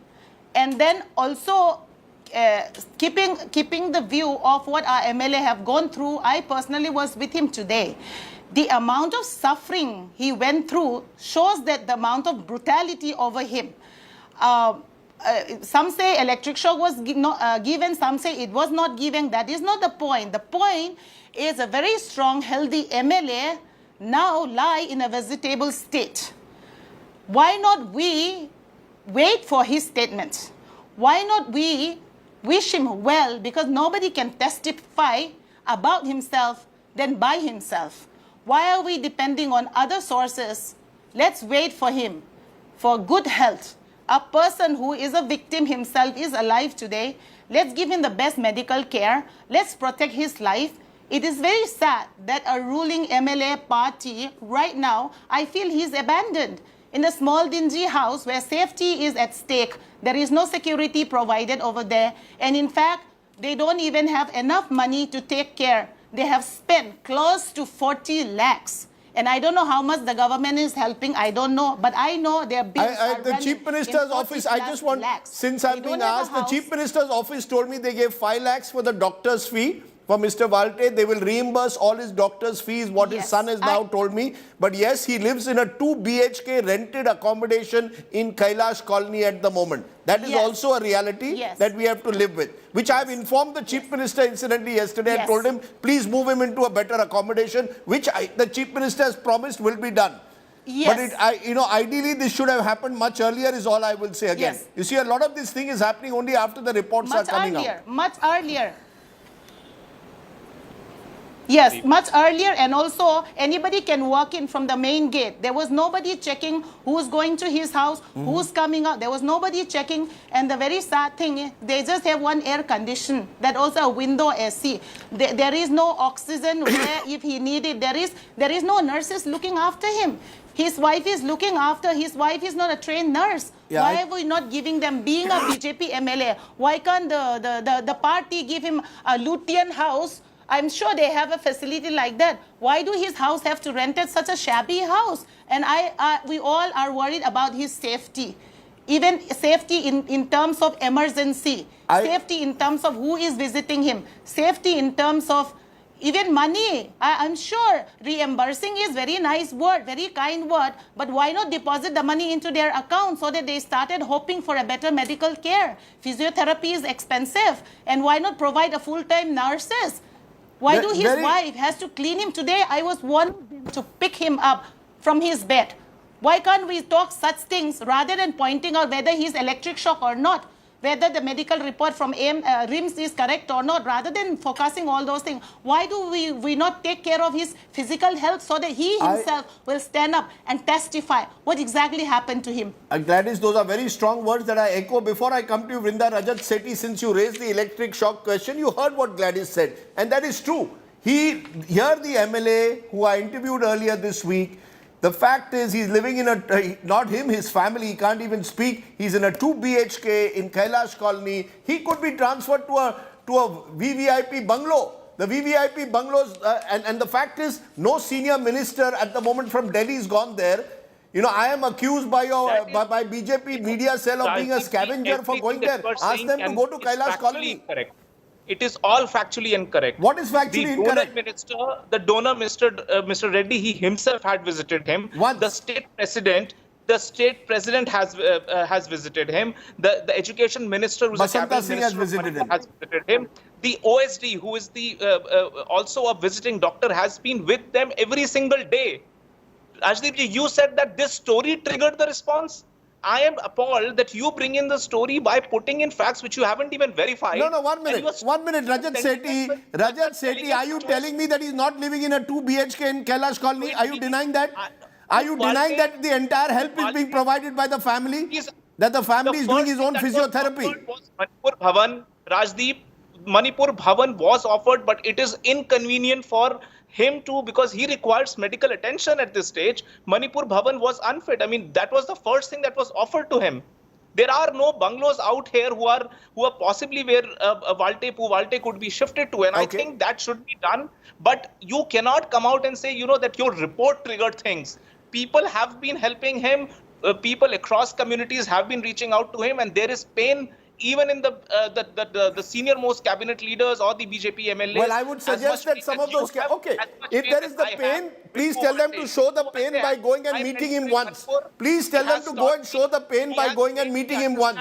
Whether it's the chief minister, or the ministers, they should be going to Kailash Colony. They are off parliament, they don't have to work. The parliament gets adjourned every day at 11:05, within 5 minutes. These ministers and MPs should be going, and he was, remember, originally a Congress MP, MLA as well. They should all be going to Kailash Colony and at least giving the wife of Mr. Valte a hug. But it is not just about Mr. Valte. It's about numerous others who have suffered. Vrinda Grover, I come back to it. Are we now, let's talk about how do we build this trust deficit. Because we can go on, did he get an electric shock? How was he tortured? Fact is, he was brutally assaulted. Fact is, a number of people have been brutally assaulted, not just him, women in particular. Number of women's stories have come out. Now, all of that is not lies. That is true. That's hard. There, people have suffered. Sorry, Vrinda, how do you bridge the trust deficit? I think justice is one way of definitely bringing trust back amongst all people, regardless of which community they are.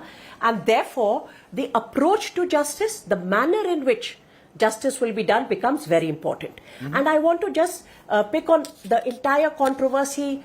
What remains undeniable that a sitting member of the assembly was attacked brutally.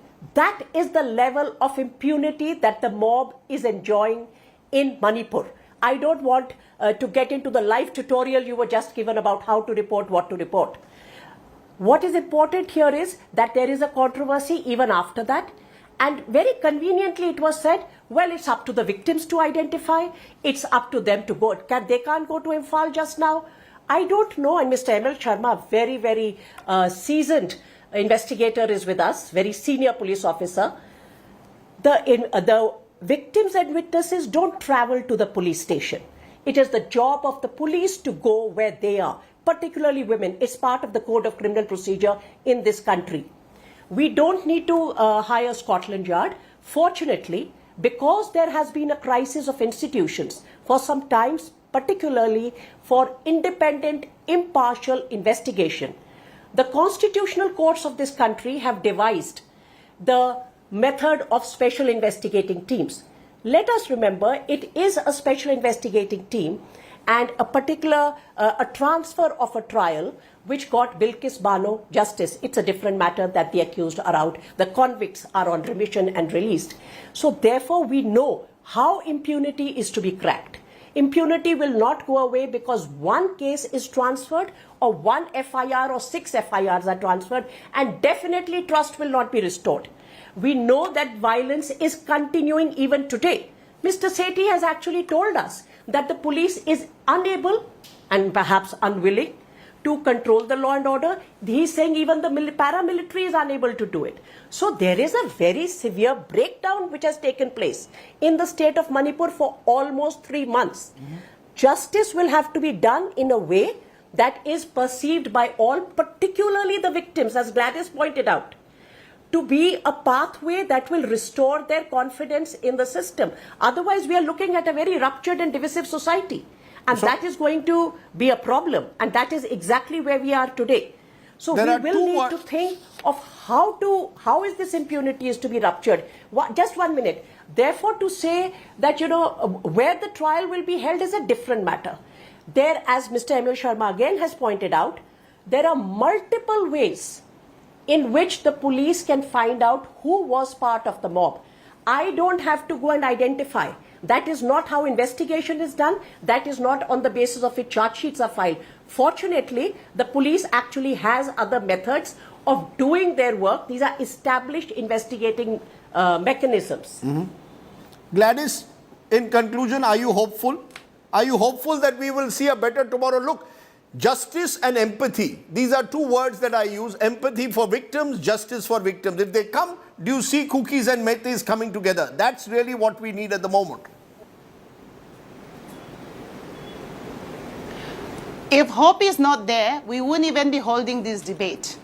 A life without hope is so useless. We are hopeful that some sort of solution will come, but at the moment, there was firing in last night, day before yesterday, there was firing. First and foremost things is stop firing in a tribal land. That is the first thing if we want to move to the next level. Stop violence at one go. We have 60,000 plus army guys posted over there. Why the can't violence we stop is the much violence less though. There are sporadic That's my incidents of questions. violence. The violence is much less though. But the violence is one part. The other part, as I said, is empathy and justice. Yes, 30 seconds you put your finger up, Rajat Sethi. Rajdeep ji, since 20 honorable members of parliament are going there, I hope that they go there with some kind of a white paper where they believe, this could be a possible outcome. They should keep their cameras out of Manipur. It is not a photo ops opportunity. I believe they don't do politics there when they are there, and there is genuine interest in resolving the problems which have been languishing for the past 50 years in that state. Yeah, but at the moment we are not looking at what happened 50 years ago. Rajat, with due regard, while I agree that it's a complex issue, at the moment we need empathy and justice. That's where the process must start. We don't need cameras rolling out over there. Okay, you don't need cameras, you believe, rolling out. I'll leave it there. Mr. Sharma, you want a final word? Are you confident that we will see large-scale prosecutions in these cases, convictions, or will this go like many cases of mass violence where the number of prosecutions are unfortunately too little? Honest answer. If an investigator becomes pessimist at the very threshold of investigation, no case will be cracked. Right. As an investigator, and I had the good luck of knowing Vrindaji in regard to some cases. So, investigator has always to be positive. I am very confident that justice will prevail, and I also agree with Vrindaji that it is only justice which will reduce trust deficit between the communities. But only thing I want the CBI to guard against is this, that generally they depute junior officers, DYSPs and inspectors, and senior officers, unfortunately in my days it was not so, they keep sitting in the air-conditioned rooms and all. So I would, if I were the director CBI, I would depute 2 joint directors, one to handle exclusively sexual offence cases and another one to to handle murder cases or death cases. So if that happens and the additional director, 4 of them are there, he also camps there for 3-4 weeks, I think it is possible, and I say it again, it is possible to collect credible evidence against the perpetrators of crime. And on Another that point, very hopeful, briefly I want to make is that I've run out of time, Mr. Sharma. I would also say, yeah, but go ahead. Go ahead, sir. I would also say that the whole controversy has been triggered off by the judgment of the local High Court, Manipur High Court. I would also, if I were an authority, I would go to the Supreme Court and oust the jurisdiction of the Manipur House Court and confer this jurisdiction on the Guwahati High Court. These are the things which need to be done. Okay, let me leave it there, Mr. Sharma. As I said, we live in hope. Umeed pe duniya kayam hai. And we hope, and the real reason that we hope is that Manipur is a beautiful land of this country. We do not want to see it scarred in the way it is. I would love to see Gladys and her Metai friends being able to bridge that divide that trust deficit that exists at the moment. For that, justice is critical. Thank you all very much for joining me here on the news today. Now, as was suggested in that discussion, sporadic incidents of gunfights are still being reported in Manipur. The security forces have created buffer zones to separate areas where Meiteis and Kuki-Zomi communities live. Ashutosh Mishra with tonight's ground report.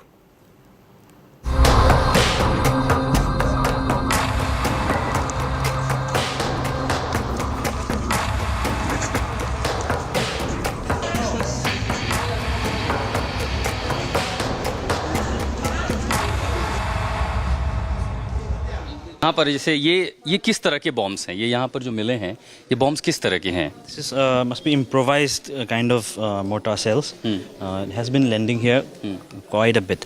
So here also, as you just seen, one bomb that has stuck. It's still alive. Yeah, it's still live. It has not exploded.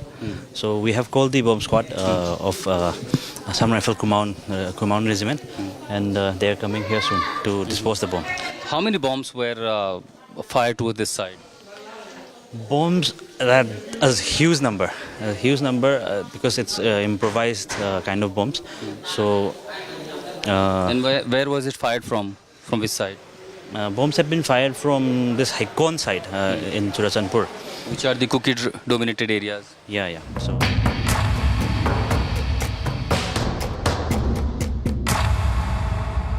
As the centre now intervenes to ensure peace prevails in Manipur, all I see at several pockets where there are the conflict between two communities. Now the buffer zone has been drawn, and all this buffer zone is now being guarded either by the army or the CAPF. There you see in the Bishnupur area where the Meitei and the Kuki communities are directly in conflict with each other, and they are literally in each other's firing range.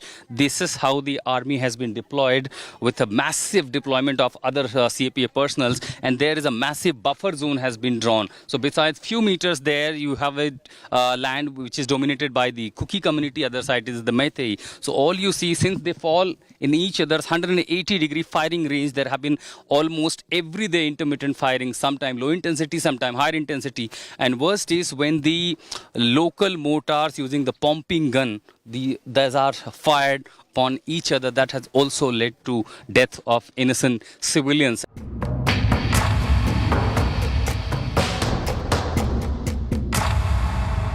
Several bombs which were fired towards the Meitei villages, they literally teared apart those metal rooftops. And here you see, literally, this explains the furious bombing that was happening here. It's around 4 to 5 inches deeper this part. This looks the bigger, the pumping gun fire impact that was here. All you see, mostly these portion of the walls literally damaged. This is one portion of the house. Now if I take you to the other side, there was an innocent child who was sleeping right here in the night, and you see most of these walls are literally damaged. It's a huge impact of constant firing, high intensity firing of bullets, sophisticated weapons, even the bombings. And there was a 18, 19-year-old boy who was sleeping here. When the Pompi bomb fell down here, because of the impact, he was severely injured, taken to the hospital, but he could not sustain to the injuries, and he finally died.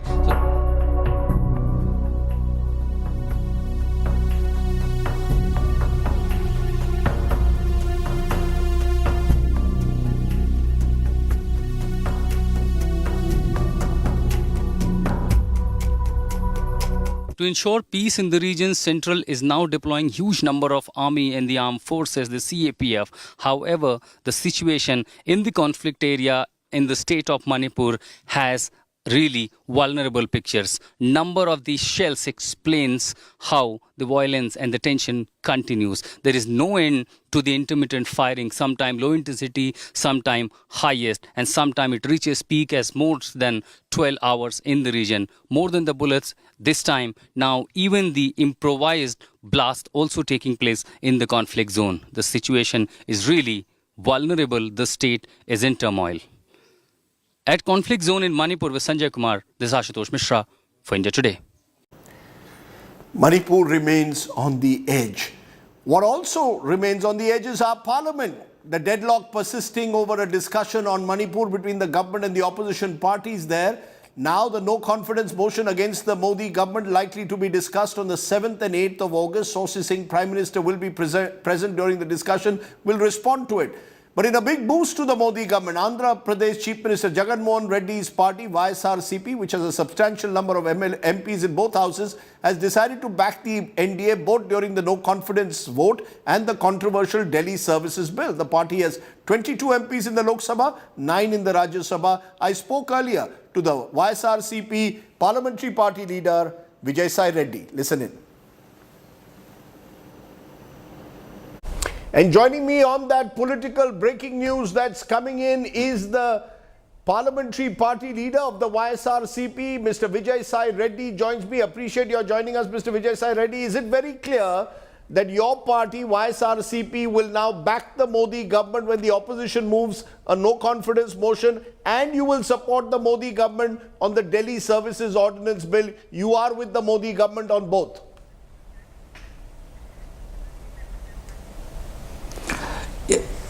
Rajdeep, there are two issues. The first one is the National Capital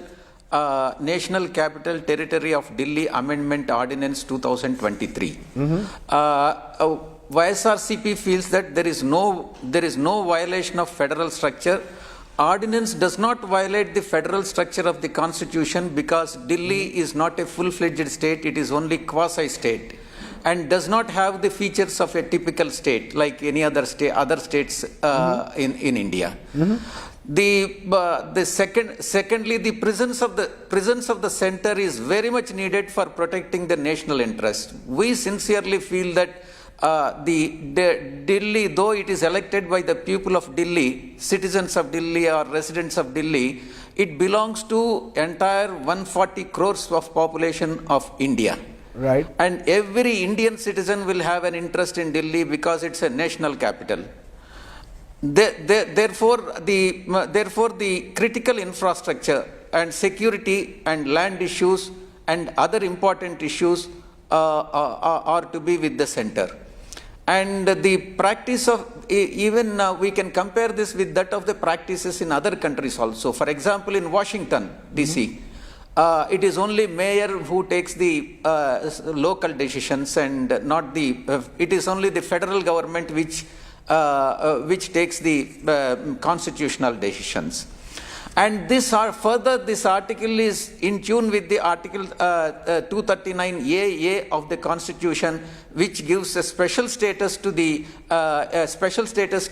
as a union territory with a legislative assembly and allows the parliament to make the legislation on the matters that are normally within the executive domain of the states, such as services also. And what about the no confidence motion? Further, I have to tell you one point. This does not violate the Supreme Court judgment also. The Supreme Court has merely held that Delhi government has legislative and executive powers over the services, but it did not bar the parliament to make the laws on the same subject. This is very important point. And further, it is consistent with the Article 239AB also of the Constitution, which empowers the President to make the regulations for peace, progress and good governance. Okay, so you are clearly therefore coming backing... to the no confidence motion. Go ahead, sir. Coming to the no confidence motion, at this point of time, when there is a crisis in a particular state, Manipur, all the opposition parties should come together and support the center because there are neighboring countries, because it's a bordering state, though it is a small state, and our neighboring countries are not very cooperative with us. They have their own evil plans. At this critical juncture, it is the responsibility of entire opposition and all the states also. So there you have it, YSRCP deciding that on the floor of the parliament, they will go with the Modi government. Let's take a break. When we return, we'll turn to our ground report. Mumbai, it's raining and the rains are wreaking havoc. How is the city coping up? We'll tell you in a moment. You're watching the news today. News without the noise.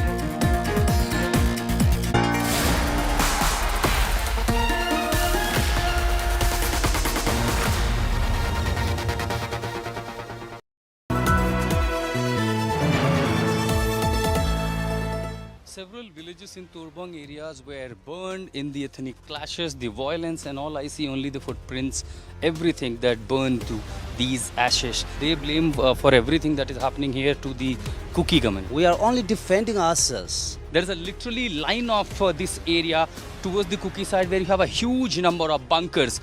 No one could ever imagine that in a state, in the same country, in the same district, we will ever see such situation which has become a battlefield. And I could say this is a war zone in Manipur. Grounded in journalism, on the ground reporting.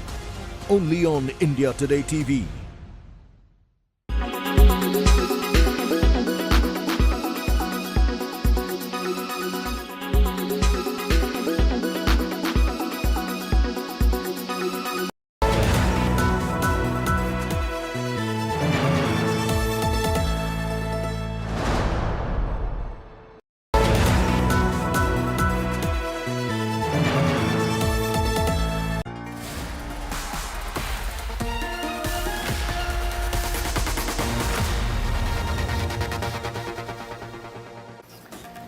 We're reaching the end of July, but the rains are showing no signs of letting up. From Telangana to Maharashtra, heavy rainfall across India causing havoc, with alerts issued in several states for the weekend. Flooding and flash floods are expected, causing loss of life and damage to infrastructure in several parts of the country. The IMD has issued a red alert in states including Telangana, Maharashtra, Karnataka, Kerala for the weekend. Mumbai in particular is experiencing rainfall over the last 24 hours, and many roads in low-lying areas are submerged. Residential societies under knee-deep water. Saurabh Vakhtania has tonight's ground report.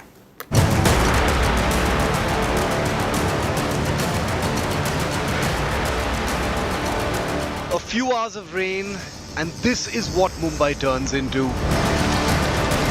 This road connects Vasai East and West and Nalasopara. Beneath this water are treacherous potholes. हर साल का हम लोग परेशान हो गए खड्डों में से गाड़ियां निकालनी पड़ रही है ये देखिए क्या हाल हो रहा है हम लोग Residential colonies in the area in knee-deep water. Mumbaikars say it's an annual ritual, but what happens when it becomes a monthly ritual? 2 days ago, water had gone from the house. But the entire area was still, water was stagnant and accumulated in the compound. But due to heavy rains past 2 days, the water has come back into the house. Lot of furniture must have Yeah, there was a lot of problems. The furniture have all been spoiled. My divan is broken. And there was another table which was there. I had to throw that out. Many families affected have shifted to upper floors. Most of them have left the area from here. Those who have got relatives and people around were staying on a higher ground, higher floors, have shifted from the place. Some people are staying on terrace as well? Yeah, well, there are some of them who are staying on the terrace also. घर में पूरा पानी भरा हुआ है ground में. उनके furniture भी खराब? हाँ, फर्नीचर वगैरह खराब हो गया है, सामान कुछ रहता है, कोई ऊपर शिफ्ट कर लेता है. तो अभी जो जिनके ग्राउंड फ्लोर के अंदर पानी भरा हुआ है वो लोग कहाँ रह रहे हैं? एक फैमिली तो मतलब हमारे इधर सोने को वगैरह आती है और दूसरे कोई रिलेटिव के वहाँ पर गए. Residents here say they've been living like this for 10 days now. They're wary of an outbreak of diseases. Look at the situation inside this particular society. The water has gone inside the ground floor. Lot of furnitures of the residents over here have been damaged. You can see the furniture lying over here. Several people have left their home and they are staying at different places. In fact, let me tell you that some of the people in fact are living on the terrace of this particular area, because here you can see on both the sides of the road completely waterlogged. In fact, the water going into the ground floor of the residential building over here. And the people over here are clearly telling us that this situation is persisting for the last several years. With camera person Raju Revanka, this is Saurabh Vakhtania in Vasai for India Today. Some things will never change in Mumbai. Just about time to leave you tonight with our good news today story that comes from Bihar. Champaran Mutton, a short film, has reached the Oscar semi-finals. The film is in the race for the Students' Academy Award in the narrative film category. Champaran Mutton is the only Indian film to reach the semi-finals this year. We wish it well. We wish you well. Stay safe. Good night. Shubhratri. Jai Hind. Namaskar. Have Champaran Mutton. Bye for now. Champaran Mutton, directed by student of Film and Television Institute of India, Ranjan Kumar, is in the race for the Student Academy Awards. The film has made it to the semi-finals.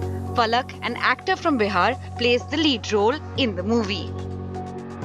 Student film है और इसकी जो direction जिन्होंने किया है उनका नाम है रंजन कुमार और ये हमारी फिल्म है। हम लोग बहुत अपने आप को खुशनसीब समझते हैं कि ये ऑस्कर्स में नॉमिनेशन में गई और अब वो सेमीफिनाले में आ गई है। Champaran Mutton is the only film from India to have reached the semi-finals. This short film is a story of the people of Bihar and their honesty towards relationship. इसमें दिखाया गया है कि कॉन्ट्रैक्चुअल जॉब्स वगैरह जो होती हैं उसमें लोगों की आर्थिक हालत बहुत सही होती है, लेकिन लॉकडाउन के बाद बहुत लोगों की कॉन्ट्रैक्चुअल जॉब चली गई थी।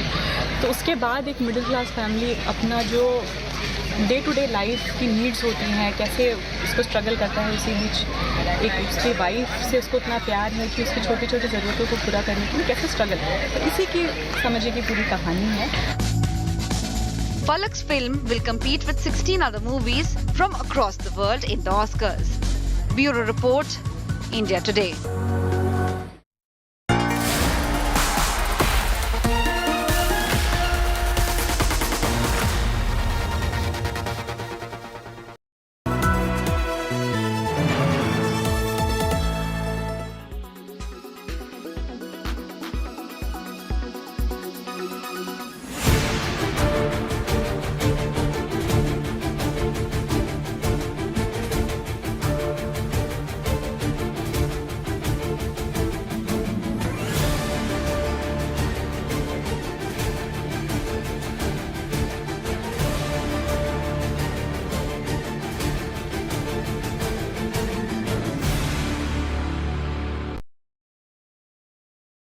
Weather forecast now.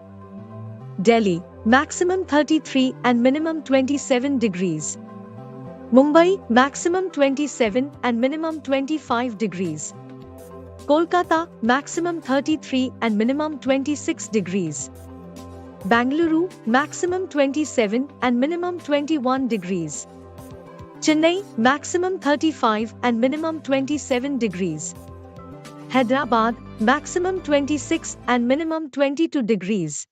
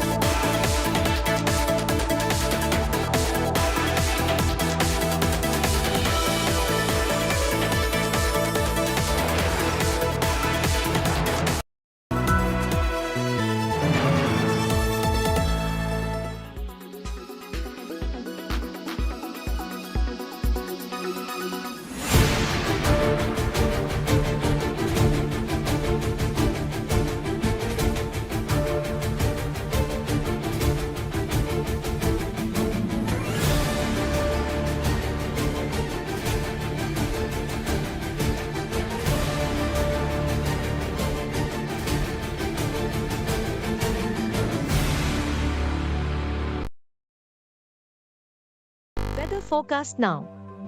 Delhi, maximum 33 and minimum 27 degrees. Mumbai, maximum 27 and minimum 25 degrees. Kolkata, maximum 33 and minimum 26 degrees. Bangalore, maximum 27 and minimum 21 degrees. Chennai, maximum 35 and minimum 27 degrees. Hyderabad, maximum 26 and minimum 22 degrees.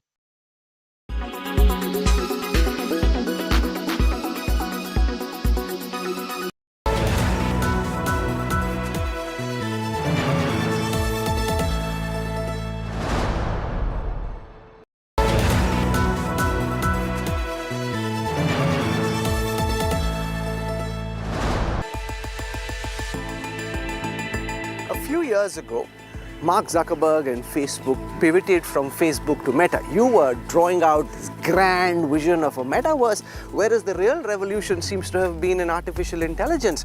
While you have been working in that sphere, would you accept that Meta was caught off guard? You were building one castle in the air, which is still looking like a castle in the air. You're moving incrementally towards your vision of Meta, whereas the real game seems to have been another one where you're now trying to catch up, but would you accept being caught off guard? No, not really, on several counts. Firstly, you can't build the so-called metaverse. What does the metaverse mean? The metaverse basically means like a sort of immersive internet. So instead of looking at something on your phone, you're actually wearing glasses and you're communicating with people in avatar or even eventually in hologram form. You can't build that without AI. I think that approach to open innovation is something we've always believed in, and I think will really help going forward as well.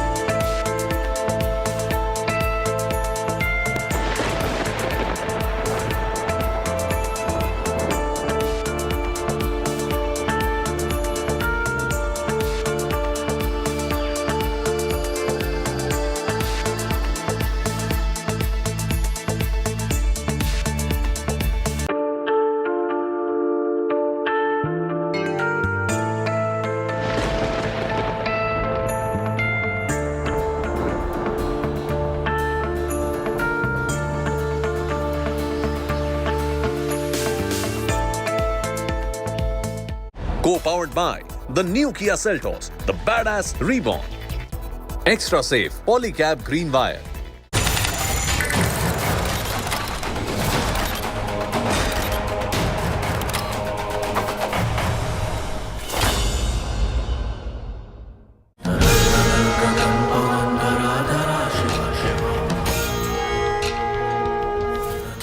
A new record of Amarnath Yatris in Kashmir. नमस्ते दर्शकों, हमारी अमरनाथ की यात्रा बहुत सारे यात्री आ गए हैं अमरनाथ की गुफा जो कि वहाँ दिख रही है हमें वहाँ की दर्शन करने तो चलिए हम भी करते हैं थैंक यू जी हर हर महादेव हर हर महादेव हर हर Mahadev Tazia procession in Srinagar after 34 long years.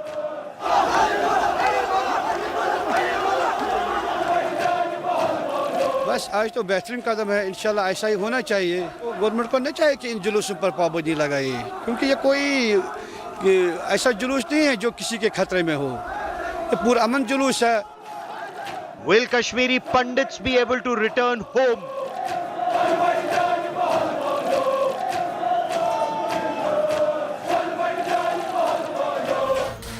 Is this the defeat of Pakistan's state-sponsored radical Islamist terror?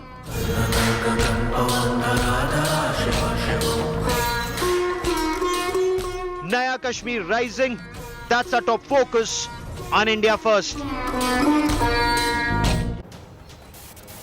So there are major developments that are taking place. No stone pelting in the valley, no buns, no hartals, no hurriyat, no peddling of Pakistan's agenda, at least for now, at least not openly. Kashmir does appear to be changing after modification of Article 370. But is it too premature to declare victory on Pakistan's state-sponsored radical Islamist terror?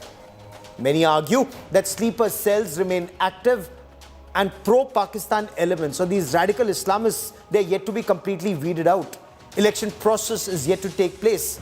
And the biggest test of Kashmiriyat, the return of Kashmiri Hindus to their homeland.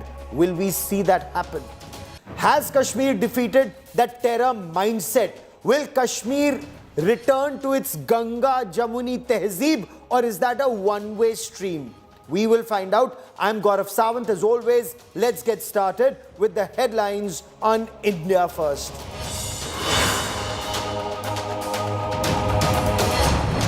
Central Bureau of Investigation files 6 FIRs in Manipur violence case. Fresh FIR to be filed on the gang rape charge. Sources say 6 rounds of talks between Kuki and Meitei groups have taken place.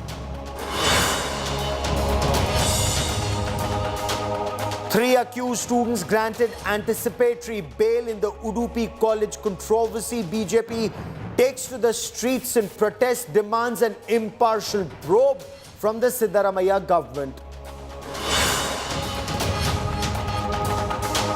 BJP intensifies Mission South 2024. Union Minister Amit Shah and Tamil Nadu BJP President K. Annamalai flag off a 6-month-long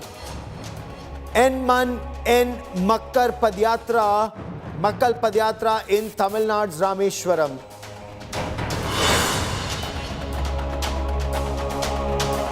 Delhi University student murdered in broad daylight, allegedly by a jilted lover. Body left in a pool of blood in a South Delhi park. 1 accused arrested. Delhi's Chief Minister Arvind Kejriwal blames the Lieutenant Governor and the centre for lack of security.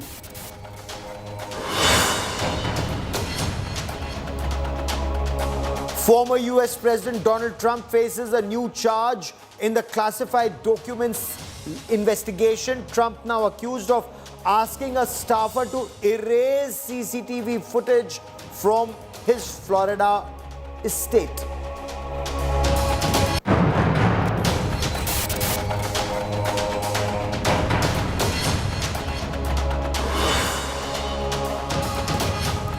The Muharram procession was taken out on its traditional route in Srinagar after a gap of more than 30 years. It had stopped when Pakistan's state-sponsored radical Islamist terrorists had spread their terror tentacles across the erstwhile state of Jammu and Kashmir. Is this a sign of return to normalcy in Jammu and Kashmir? Amarnath Yatra saw more than 3,69,000 pilgrims so far, and there is still 1 month to go. More than this number is much more than the last numbers. The numbers are also expected to go higher.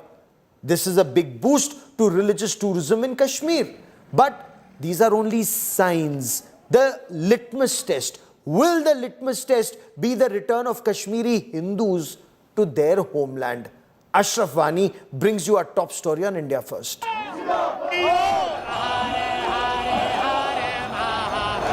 History is created in Jammu and Kashmir.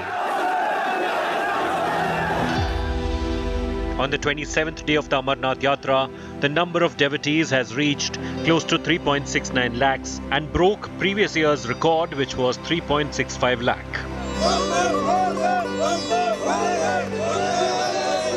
Despite the bad weather, the enthusiasm among the devotees is high.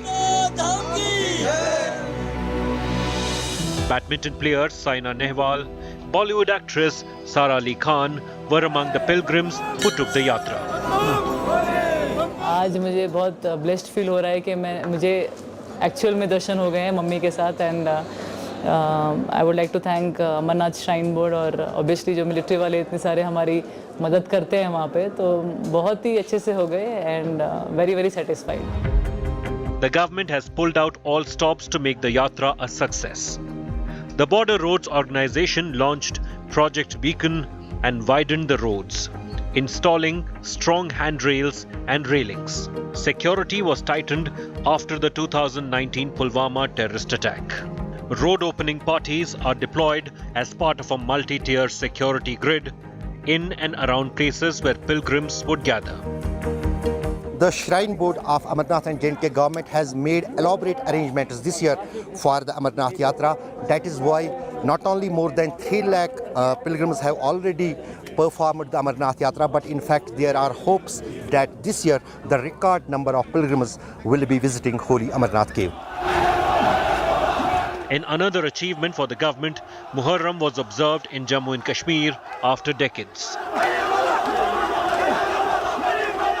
8 processions were allowed in Srinagar after a gap of 34 years.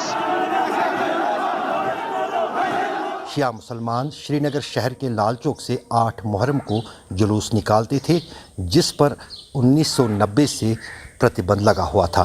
अब की बार सरकार ने हालात को देखते हुए प्रतिबंध हटाया। हाँ, इतना ज़रूर था कि मुहर्रम के जुलूस के चलते लाल चौक के भीतर आम लोगों की आवाजाही पर रोक थी। बहुत अच्छा लग रहा है हमको कि गवर्नमेंट ने अच्छा फैसला लिया, ऐसा डिसीजन लिया। गवर्नमेंट को भी कोई प्रॉब्लम नहीं था, ये खाली इशू बना दिया था, बाकी कुछ नहीं था। The BJP claims these are proof of the improvement in the law and order situation in Jammu and Kashmir. Muharram का जुलूस निकलना अपने आप में दर्शाता है कि कश्मीर के हालात बदले हैं, शांति व्यवस्था वहां पर बनी है, सब समाज मिलकर के रहें, इस प्रकार का एक वातावरण। इनकी राजनीतिक दुकानदारी बंद हुई है क्योंकि ये चाहते थे कि डिवाइड एंड रूल वाला ये आपस में बंटे रहे और हम राज करते रहें, और लोग अब समझने लगे। अब प्रोसेशन यहाँ पे निकला, हम अप्रिशिएट यहाँ पे करते हैं कि उन मुहर्रम के सिलसिले में उनको अपनी रिलीजियस जो फीलिंग थी उन्होंने एक्सप्रेस की। यहाँ पे सिलेक्टिव किलिंग का शिकार यहाँ पे होते हैं, टारगेटिंग किलिंग का शिकार यहाँ पे होते हैं। आज ये कहना कि अगर ये सब कुछ ठीक ठाक अगर भाजपा ने किए हैं तो फिर चुनाव क्यों नहीं? The centre says Jammu and Kashmir is heading towards the path of growth and development after abrogation of Article 370.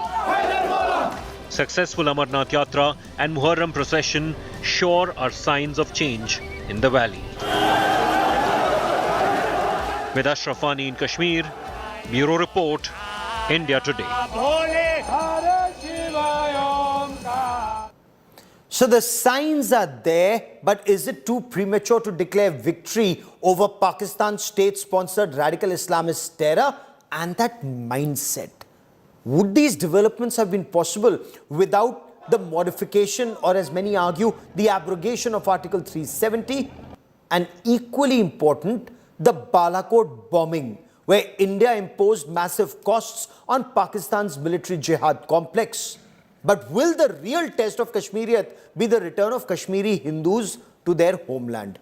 Joining me on India First is Lieutenant General Syed Atta Hasnain, former Kashmir Corps commander. Also with me is Salman Nizami, a senior political activist and chief spokesperson of the DPAP in Jammu and Kashmir. And Irfan Hafiz Loan is a lawyer and activist. And I want to begin by asking you, Irfan Hafiz Loan, Muharram procession after 3 decades. Is this perhaps a visible sign of the defeat of Pakistan's terror ideology in Jammu and Kashmir, sir? See, Garo, Sawatji, it's a matter of satisfaction. It's okay. But by no stretch of imagination we can say it's an achievement or it's a substitute to political settlement of Kashmir. Kashmir is eagerly waiting for a political settlement within framework of Indian Constitution through dialogue. We are eagerly waiting for revocation of Apsafa.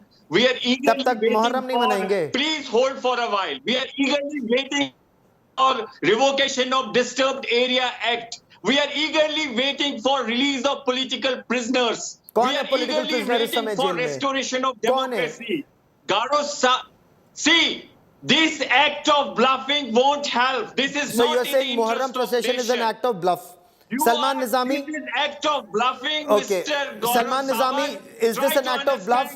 Muharram procession is an act of bluff. This Kashmir is not a normal place. How lakhs of our forces are still deployed here in this distressed place. तो पाकिस्तान को कभी गाली दे दीजिए ना, पाकिस्तान की वजह से हो रहा है वो. Here is Apsafa, here is PSA, here is Disturbed Area Act. Thousands of people are languishing but in jail. But Irfan Hafiz Loan, will you say anything to the source of the problem? Will you comment on the source of the problem, or will that lead to problems for you? The source of the problem is Pakistan, friends across the border. या उनके बारे में बोलने में डर लगता है. Salman Nizami wants to respond. विधानसभा के इलेक्शन देखे हैं. Salman Nizami. 10 years ago assembly election were held. Salman Nizami wants to respond. Salman Nizami, is the Muharram procession is a bluff. Is that also your take? Is there no positive change in Valley after Article 370's modification, sir? Well, of course, hope has filled the air after the Muharram return. It represents a significant milestone for unity and peace. So, but despite the positive developments, the question is when Kashmiri Pandits will return to the valley. But if we will go through the data, there are recent selective killings in Kashmir in which 3-4 migrant laborers were attacked. Also, a local Muslim Kashmiri was killed. He was an employee of the forest department. So yes, it's a welcome step, and we should all appreciate the government for this step. But the desire for normalcy is evident in the hope for holding assembly elections in J&K. A crucial step in the region's political progress and stability. Okay. The promises which were made by the Honorable Home Minister. Are these positive steps, General Hasnain, in your assessment? The Muharram procession, the Amarnath Yatra, and what do you make of people like Irfan Hafiz Loan saying remove AFSPA, remove Disturbed Area Act, and all that he said, General Hasnain? See, Gaurav, Irfan Saab can say whatever he wants to. I don't think he understands Kashmir from a security and a strategic perspective.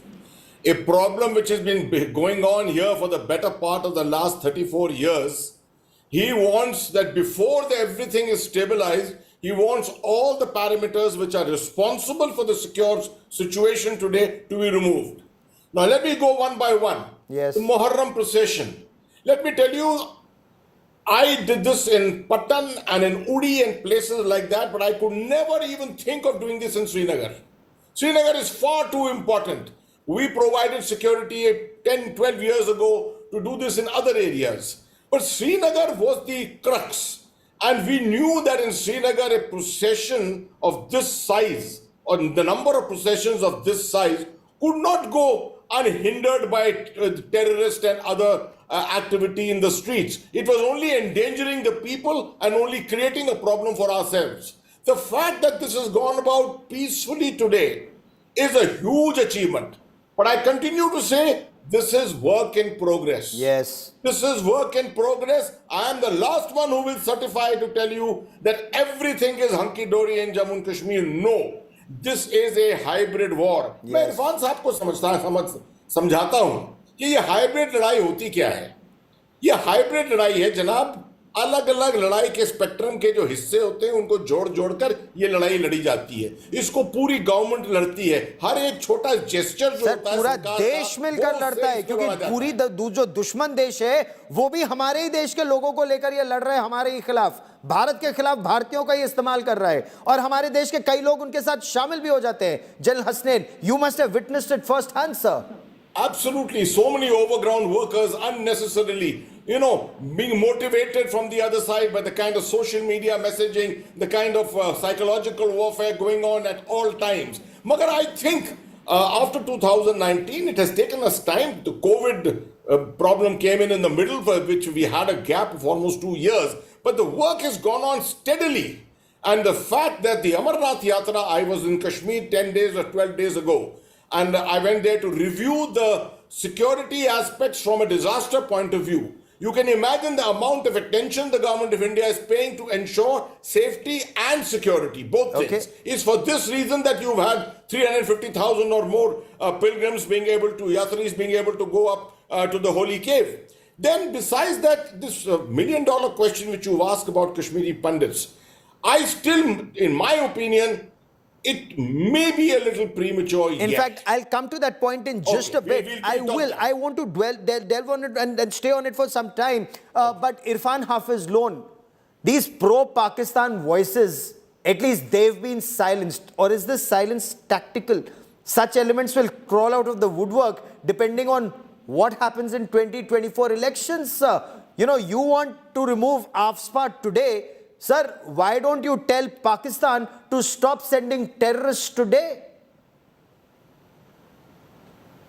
See, what I'm trying to say is that if there is APSAFA, if there is PSA, if there is Disturbed Area Act, if people are languishing in jails, if there are target killings... Sir, I've asked you for a list of names of people languishing in jail, sir. Kashmir is not normal. Whatever reason, Gaurav, Kashmir No, why? is not Whatever normal. reason. ये पाकिस्तान को इतना cover fire क्यों दे रहे? Pakistan state sponsored radical Islamist terror को I am sorry, I'm looking at it from the prism of my country. My country is being attacked by Pakistan through radical Islamist terrorists. Why would you give cover fire to them? Come out from this monologue, please. I say the security concern is appreciable. But we must understand, rightly, General Hooda a number of times said that military action is okay. But Kashmir requires a political settlement. He too is a man in, he too served as an army general. So I mean to say security concern is appreciable. But we need to look it through the prism of humanity, through the prism of political resolution. We must understand Vajpayee's formula, Insaniyat, Jamhuriyat, Kashmiriyat. We must उस formula से solution तो अभी तक निकला नहीं, terrorism भी कम नहीं हुआ था, वो इंसानियत जमहूरियत करते करते हमारी पार्लियामेंट पर भी अटैक हो गया था, अभी बालाकोट की बॉम्बिंग हुई है। सर आप समझा करो, आप समझा करो, कश्मीर पे कहीं वार्ता हुई, वाजपेयी जी ने हुर्रियत से बात की, पाकिस्तान से वाजपेयी जी की पीठ में जब छुरा भोंका था पाकिस्तान में 550 सिपाही मर गए थे। नो जनरल हसनैन, ये जो कश्मीरियत जमहूरियत और ये सब बहुत हो गया ना, ऑल दीज ईयट्स, no no no, hold on, इंसानियत जमहूरियत एंड कश्मीरियत is fine, it's all fine, but do not forget general Hasnain, I am sorry, Vajpayee was stabbed in the back. He went to Lahore. They did a Kargil. 530 soldiers made the supreme sacrifice of their lives. The security grid was weakened and our country suffered for close to half a decade in Kashmir after that. So don't quote Kashmiriyat, Insaniyat, Jamhuriyat when lives are being lost. General Hussain, sir. See, Gaurav, to take this argument a little further, Irfan साहब तो कह रहे हैं कि I am a general and I look at it from a security point of view. शायद वो भूल गए कि मैं वहाँ कितने अरसे से रहा हूँ कश्मीर में, and my way of working was always comprehensive. कभी military तरीके से काम नहीं किया मैंने.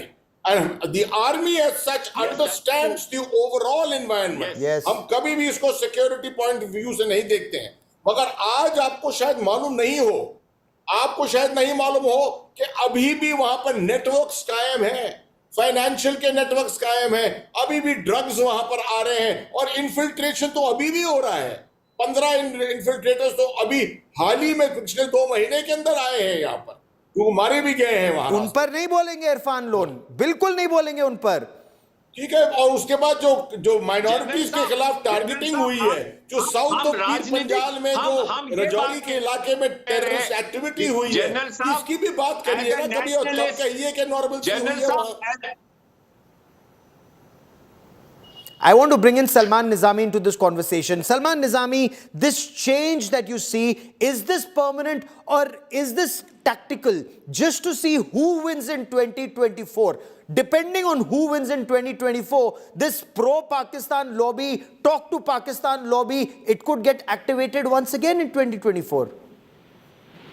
Well, as I said, it's a welcome step, but it would be premature, like you said, to say that all is well in Kashmir, because the ground reality is there is still insecurity in Kashmir. True. As General Saab rightly said, that we witnessed 2-3 attacks on migrant laborers recently.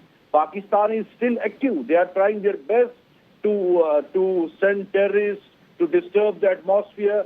But every Kashmiri wants a new Kashmir to emerge, where we can see normalcy, where we can witness development, where we can witness peace.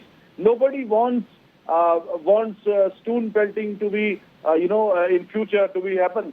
But we want change. Kashmiris want change. We want peace. We don't want terrorism. We don't want stone pelting. We don't want guns. We want to see Kashmir, a new Kashmir, where peace, prosperity, and development will happen.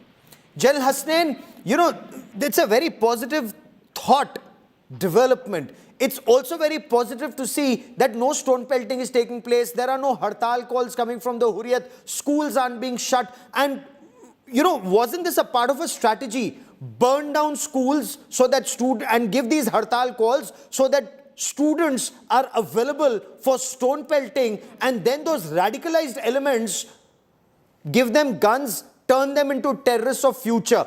This strategy of Pakistan and some in India peddling that Pakistan agenda, has that strategy flopped, or is this only a tactical retreat for that strategy, sir?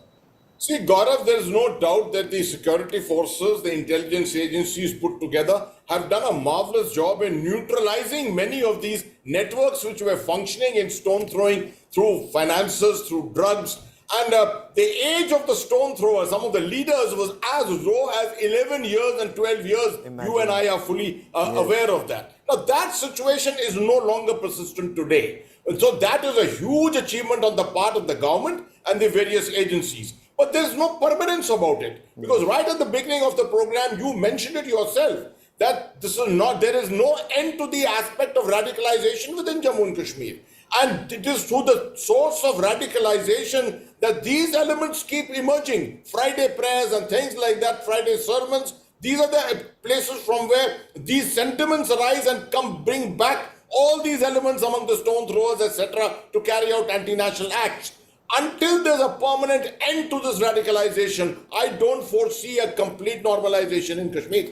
General, I have a question for you, and I wanted to ask you this for a long time. You know, all these elements who radicalize youth, whether it's done in madrasas or it's done, from the pulpit of a mosque or it's done somewhere else, why can't the security forces go after these elements wherever they may have come from? Whether they've come from across the border, whether they've come from a state in the rest of our country, why can't such elements be arrested, NSA put on them and put them in jail? A lot of, Gaurav, you're right, a lot of this has been done in the recent past. But you have to, I think everyone needs to understand, India is a democracy. India is still comparatively, in terms of, looking at its security, doesn't follow the Israeli kind of doctrine of getting after everything proactively and targeting and impinging. We do it through soft power to a great extent. But I do agree with you, it could be done. But the coercive action of that kind may have a more lasting effect in terms of psychological issues and things like that. We have tried the softer route, but I'm sure if the softer route doesn't finally work out, it will have to be, the coercive methods will have to be used. I'm happy to see that today, many of the methodologies of counter-radicalization have come to the fore. And because imagine Kashmir, they are succeeding. Yes, sir. Kashmir had gone, from the time Irfan Hafiz Loan, I'm sure you remember, mosque loudspeakers were used for that Ralev, Galev, Chalev kind of slogans, telling Kashmiri Pandits to run away from the valley and leave their women behind or convert to Islam. I hope you realize that was a black spot in Kashmir's history. I hope you also realize that the real test of Kashmiriyat, sir, and this Ganga Jamuni Tehzeeb that we hear so much about, is Kashmiri Hindus should get back to the valley to follow their religion, they follow their way of life. Ganga Jamuni Tehzeeb cannot be a one-way street, sir. Yes, we want restoration of Kashmiri brotherhood. That is really our identity. That should have been the first thing on your mind. Whatever happened, that was barbaric. Listen. I'm simply saying, see, Garo, being a nationalist, people make mockery of me. They laugh at me. They say, you talk a lot about your country. And see the Kashmir, which is with our neighbor. They have that very Kashmir, they have their own prime minister. They have president. अरे sir वो नौकर है पाकिस्तानियों के, they have a prime minister, sir क्या बात कर रहे हो, वो नौकर है, वो पाकिस्तान के नौकर है, वो चाइना के नौकर है, सर दिमाग खोलो अपना सर. I mean, उनके पास राष्ट्रपति, उनके पास प्रधानमंत्री, जो उनके पास कश्मीर है, जो सूबेदार के नीचे काम करता है, पाकिस्तान आर्मी के सूबेदार का नौकर है वहां का प्राइम मिनिस्टर. सर दिमाग खोलो अपना. आपके पास यूटी है, जरा इस बात को समझिए. किसको हम हे भगवान, क्या sir, really? General Hasnain, I have last 30 seconds on the show. I do not want to respond to this. General Hasnain, you want Prime Minister like in Pakistan occupied Kashmir? Really? General Hasnain, sir. If Pakistan occupied Kashmir की बात करेंगे इरफान साहब तो then it's actually laughable. You should be comparing it with some other entity somewhere else जहाँ पर कोई democracy है and things like that. But looking across the line of control, if you today do a survey within Pakistan occupied Kashmir, I can tell you almost everyone will say they would rather join with Jammu and Kashmir this side rather than remain as a part of Pakistan. Agar this is a reality today. Have you seen the state of the economy? Have you seen the state of the human rights within Kashmir, within Pakistan today at the moment? I don't think this argument can gel at all, Irfan Saab. But maybe Irfan Saab would want to go across and take a look firsthand of what, and Salman Nizami, I'm sorry I've run out of time on this part of the show, but maybe you would have liked to enlighten Irfan, but maybe in the days to come. We will track the story very closely, but do remember my words, this so-called Prime Minister of Pakistan occupied Jammu and Kashmir, mark my words, he salutes a Subedar of the Pakistan Army. That is where he stands in the pecking order. We will get you more on that story in the days, weeks and months ahead. I've run out of time on India First this evening. Abha Bakaya comes up next with Business Today. Stay with us.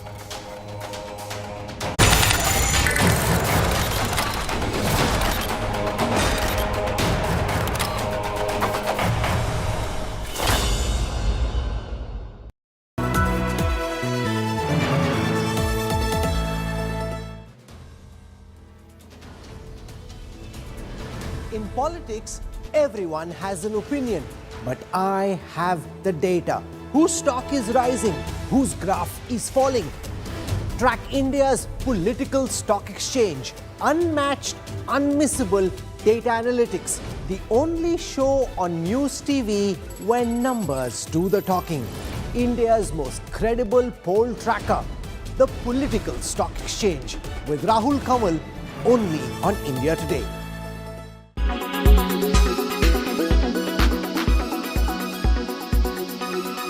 Was primarily launched for domestic transactions, but now it has extended its scope to include international transactions for Indians as well as NRIs. All you need is to have a bank account linked to a UPI-enabled mobile app. The app could be provided by Bheem, your bank, or a third-party app. The good part is earlier NRIs needed an Indian mobile number to set up a UPI ID, but now NRIs can even use their international mobile number to initiate a transaction. Now, how does UPI work abroad? You first need to provide the recipient's bank account number, bank identifier code, and select the currency to transfer the amount. The UPI app then sends the transaction details to your bank for authorization. The bank verifies the user's detail, checks for sufficient funds, and approves the transaction if all requirements are met. The important point to note is that the international transaction involves currency conversion. The UPI app also uses the prevailing exchange rate to convert the amount to the destination currency. The converted amount is displayed to the user before confirming the transaction. Last but not least, the availability of UPI international transactions may vary across apps and banks. Some banks and apps may have more tie-ups with international banking partners, while others have limitations or restrictions on certain countries or transaction types. Therefore, it is advisable to check with your respective bank or UPI app providers for detailed information on international UPI transactions. Thanks for that, Tina.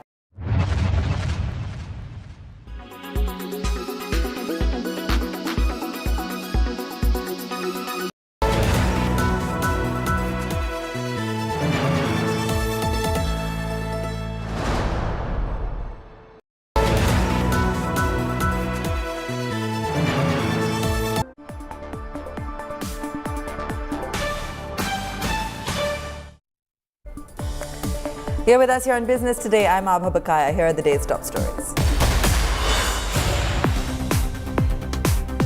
Big announcement by Finance Minister Nirmala Sitharaman says Indian companies can now opt for overseas listings, will make funds cheaper. Also asked financial sector regulator to encourage savers to become investors. Mid and small cap shares outperformed their bigger peers again as benchmarks end lower on weak global cues. Rate hikes in the US, UK and EU spooked traders. Prime Minister Narendra Modi announces big incentives for chip manufacturing in India. AMD announces $400 million investment in R&D facilities. Micron announces its Gujarat plant will be operational next year. Vedanta bounces back from the blow of its partner Foxconn walking out of its semiconductor fab JV. Anil Agarwal says he has identified a world-class tech partner as in the process of tying up with them. The new Apple iPhone could be the costliest yet. Prices likely cross 2 lakh rupees for the top-end Pro Max series when it's launched in late September. Will be the first handset to cross this milestone.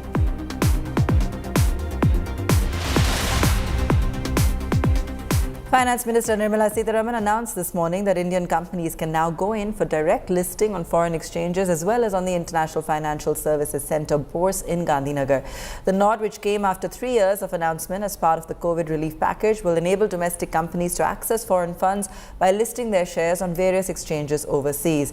Speaking at an event to launch the AMC Repo Clearing and a corporate debt market development fund to help deepen the corporate bond market, the minister also asked financial market regulators to focus what she termed as a financial trinity.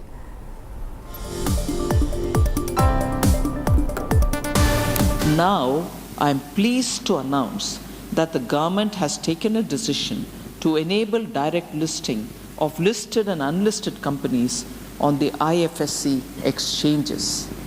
So this is a major step forward, and this will also facilitate access to global capital and result in better valuation of the Indian companies. It is worth emphasizing that the government's vision for GIFT IFSC transcends much beyond the realm of traditional finance and ventures into the realm of thought leadership.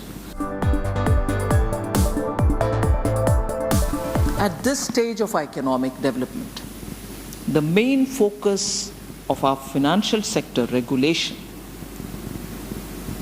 therefore, should be market development and also investor protection.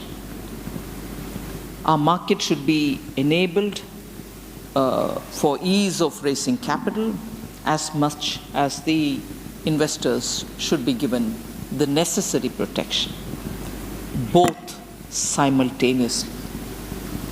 And the maintaining that balance of this as well as that is a very, very delicate job, and I'm sure our regulators will keep that in mind. They are attending to it, but both will have to be balanced.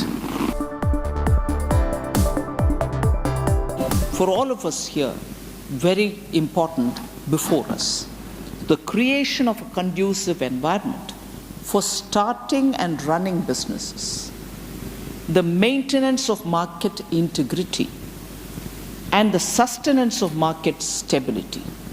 So I would think this can be the possible trinity with which we can take the financial domain, markets, the regulators and the government and the policy makers and the legislatures, all to look forward for a robust market system which will take us forward for a developed India.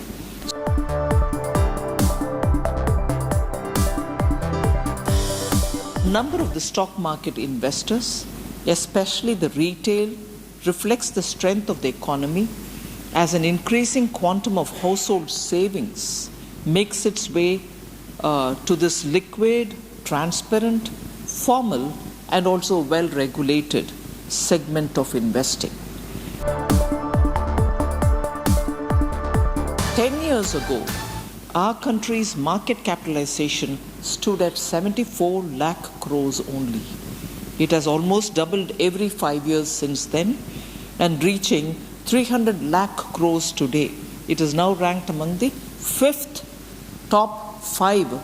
among top 10 most valued countries. So it is a credit-worthy milestone that we need to remember that all of us have contributed to it, you in particular. Stock markets extended their weakness for another session as headline peers settled in the red. However, heavyweights attempted a sharp recovery in the second half of the day, succeeding only in trimming some of their losses. Weak cues from Europe and negative US futures kept local market mood bearish for a major portion of the trading session. Sensex down over 100 points and Nifty also ending marginally lower today. Top gainers, NTPC, Power Grid, Apollo Hospitals, Adani Ports and M&M. Top Nifty losers were Bajaj Finserv, HDFC Bank, BPCL, TCS and HCL Tech. Let's take a look at what else is making news. Yatharth Hospital IPO saw an overwhelming response, with the issue subscribed more than 36 times at the end of its third and last day. The 687 crore rupee IPO saw the retail portion being subscribed over 8 times, while the QIB portion was subscribed a whopping 85 times. Real Vikas Nigam shares fell another 4% today after the government announced an OFS at 119 rupees, which was more than 11% lower than Wednesday's closing price. The share has fallen 10% in 2 days of trade. The OFS opened for retail bids today and has been oversubscribed. The board of Piramal Enterprises has approved a share buyback of 1,750 crore rupees. The company set the buyback price at 1,250, nearly 13% above yesterday's close. The promoter group has expressed the intention not to participate in the buyback.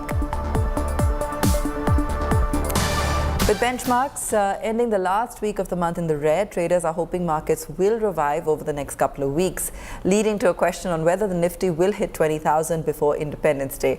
BTTV's Sakshi Batra discussed market outlook with Intel Sense Capital founder Abhishek Basu Malik. Here's an excerpt. Well, probably we started the rally a bit earlier than I was expecting or hoping for. But my, the point that I had in my mind is that India is perhaps already at the peak or very close to the peak of its interest rate cycle. We might stay here for a while, but probably as early as Q1 next year, we might actually, go downwards in terms of rates, interest rates. So that could be a very positive trigger. Infrastructure development and focus on infrastructure growth is very significant, very sustained. So domestic economy is doing well. Monsoon, it's been a bit problematic. The density of rain has been very different across the country, but that is what we are seeing in the last few years consistently. So overall, I think, and most importantly, I think India is very, very well poised in the global markets, right? We are one of those rare economies which is large, which has market depth, which is doing well. So I will not be surprised if we see sustained inflow of foreign capital coming into India. Okay. Now, Mr. Basu Malik, so far in the first half of the calendar year, we've seen sectoral rotation being played out. Pharma seems to have got out of the downward trajectory that it was in, and it should do pretty well.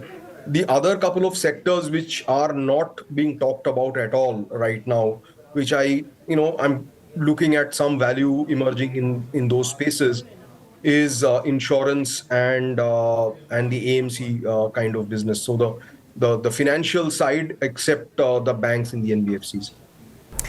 It's been a slow April to June quarter for Mahindra Holidays and Resorts, with net sales up just 1.5% on year and net profit plunging more than 99% to just 18 lakh rupees. Sakshi Batra and Shailendra Bhatnagar spoke with Kavinder Singh, MD and CEO of Mahindra Holidays, about the future growth of the hotel giant. Listen in. We've seen the entire sector of hospitality seeing a very strong recovery after COVID-19. And of course, after the COVID boom, now you have the G20 presidency boost as well. First up, give us the overall sense of the sector. What are you looking at? What's the sentiment like, since you are seeing it on an everyday basis? Yes, you are right indeed that the leisure travel is seeing significant tailwinds. We are seeing significant momentum in our business as well. If you look at our India operations, and that's where we delivered 90% plus occupancies, and these occupancies helped us to deliver us the best ever resort income, which grew by 10% on a YOY basis. If you were to look at our total income, it has grown by about 17% on YOY basis. Our EBITDA at 101 crores is up by 19% on a YOY basis.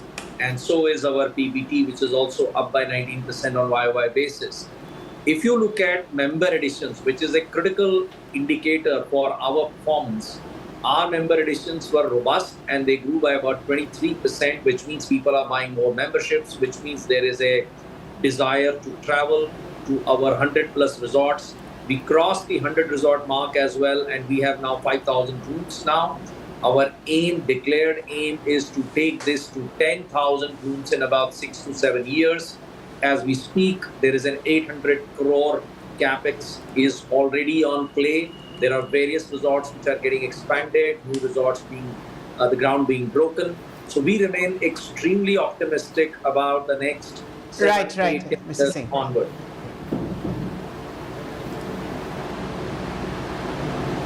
Mr. Singh, good morning and welcome to BTTV. I think you have one of the most envious jobs in the corporate sector, enjoying fabulous properties of Mahindra Holiday Resorts and at the same time being in a professional setup. Mr. Singh, paint for us a picture of where these resorts, where these fresh rooms will be added. Are you looking at Tier 2, Tier 3 cities across India? And will this be a geographic expansion across the world, or is it limited to India? So, as I must start by saying that currently we have about 6 projects which are going on. We broke ground in this quarter with about a 236 room resort that we intend to build in Ganpati Phule. That is a 250 crores investment. There is already in Kandaghat, which is on the way to Shimla, a 185 room expansion plan is on. There's we are investing approximately 230 odd crores there. As we speak, we also acquired a resort in Jaipur, about a 72 key resort, which will be also further expanded. We also are expanding our Goa resort by about 50 rooms, Puducherry resort by another 60 rooms. We are also looking to break ground in Tio, which is in Himachal, another 150 crore investment. So in sum, about 750 to 800 rooms and an investment of about 800 crores is already at play. Let's take a break. When we return, Prime Minister Modi's big promise to semiconductor players and big investment commitments that they've made. Do stay tuned.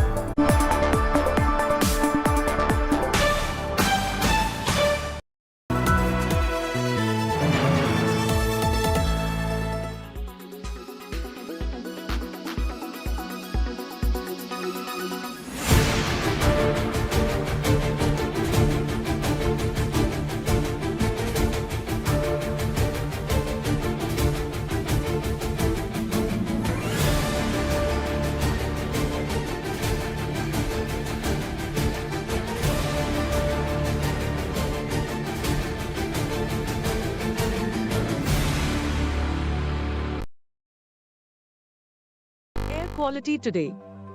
In Delhi, 78. In Mumbai, 53. In Kolkata, 47. In Bangalore, 46. In Chennai, 74. In Hyderabad, 72.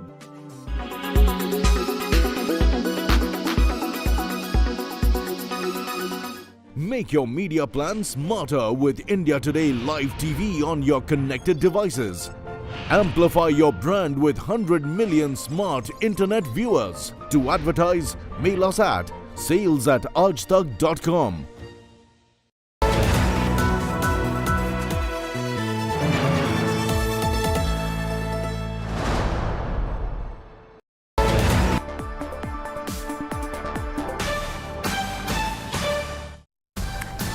Welcome back. Prime Minister Narendra Modi has laid out the red carpet for the global semiconductor industry, urging them to exploit the massive talent pool and steady supply chain advantages of India. Speaking at the Semicon conference in Gandhinagar, the Prime Minister also announced that chip companies will be given 50% financial assistance for setting up semiconductor manufacturing facilities in the country. Bharat को इस बात का भी एहसास है कि semiconductor सिर्फ हमारी जरूरत ही नहीं है, दुनिया को भी आज एक trusted, reliable chip supply chain की जरूरत है। दुनिया की सबसे बड़ी डेमोक्रेसी से बेहतर भला ये ट्रस्टेड पार्टनर और कौन हो सकता है।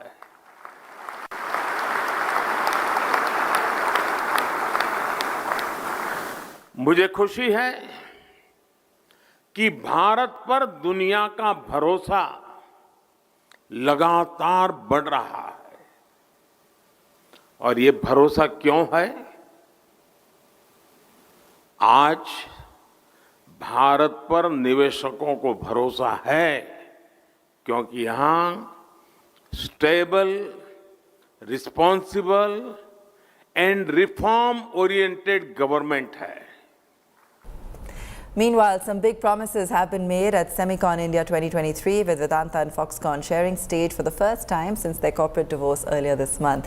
The conference saw some of the biggest companies in attendance, with the likes of AMD promising massive investments and Vedanta's Anil Agarwal reiterating his commitment to the Indian semiconductor fab market. Vedanta is fully committed to build semiconductor and display fab. We have gone around the world and signed hundreds MOU. Two things is required: huge infrastructure and ecosystem. Suppliers, supply chain people, and the kind of response we have got in Japan, in Korea, in America, the ecosystem will be built around Gujarat, and we have signed hundreds of MOU for this purpose.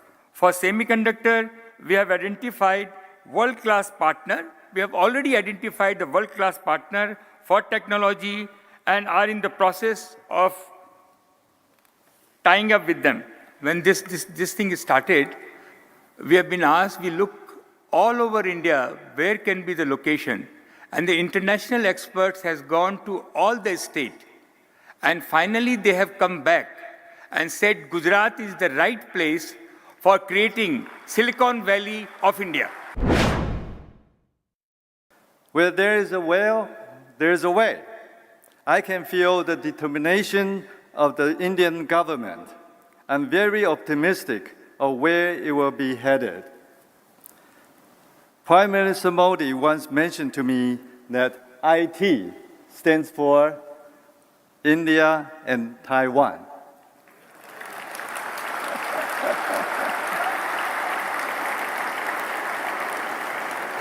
Honorable Prime Minister, Taiwan is and will be your most trusted and reliable partner.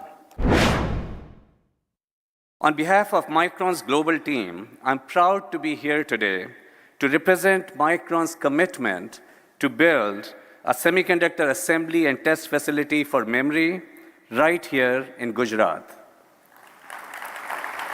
It is a first for India and the first major semiconductor company investment in the nation. Micron is really proud to lead the way here. Micron is one of the world's largest semiconductor companies, and the memory products we develop are central to every modern computing device. Our team here in Gujarat will transform DRAM and NAND memory die into finished component packages, memory modules, and solid-state storage drives ready to ship to end customers here in India as well as all across the world. Applied Material has been operating in India for more than 20 years. During that time, we have built an extensive set of science and engineering capabilities. We intend to build on this strong foundation with our new collaborative engineering center, where we will bring together our strong base of engineering talent, our leading global and domestic suppliers, and top Indian universities in one location, with a common goal of accelerating the commercialization of new technology of semiconductor equipment. Today, we have 25 global suppliers and 5 domestic suppliers here today. I'd like to thank them for joining us this journey. I am pleased to announce that AMD will invest approximately $400 million in India over the next 5 years.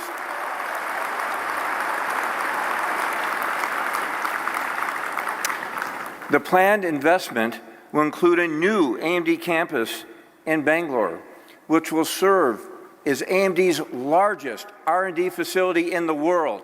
These investments, AMD will further expand our R&D capabilities in India to be able to drive our semiconductor design innovation in support of the government's India semiconductor mission and drive to make India a strong semiconductor talent and nation.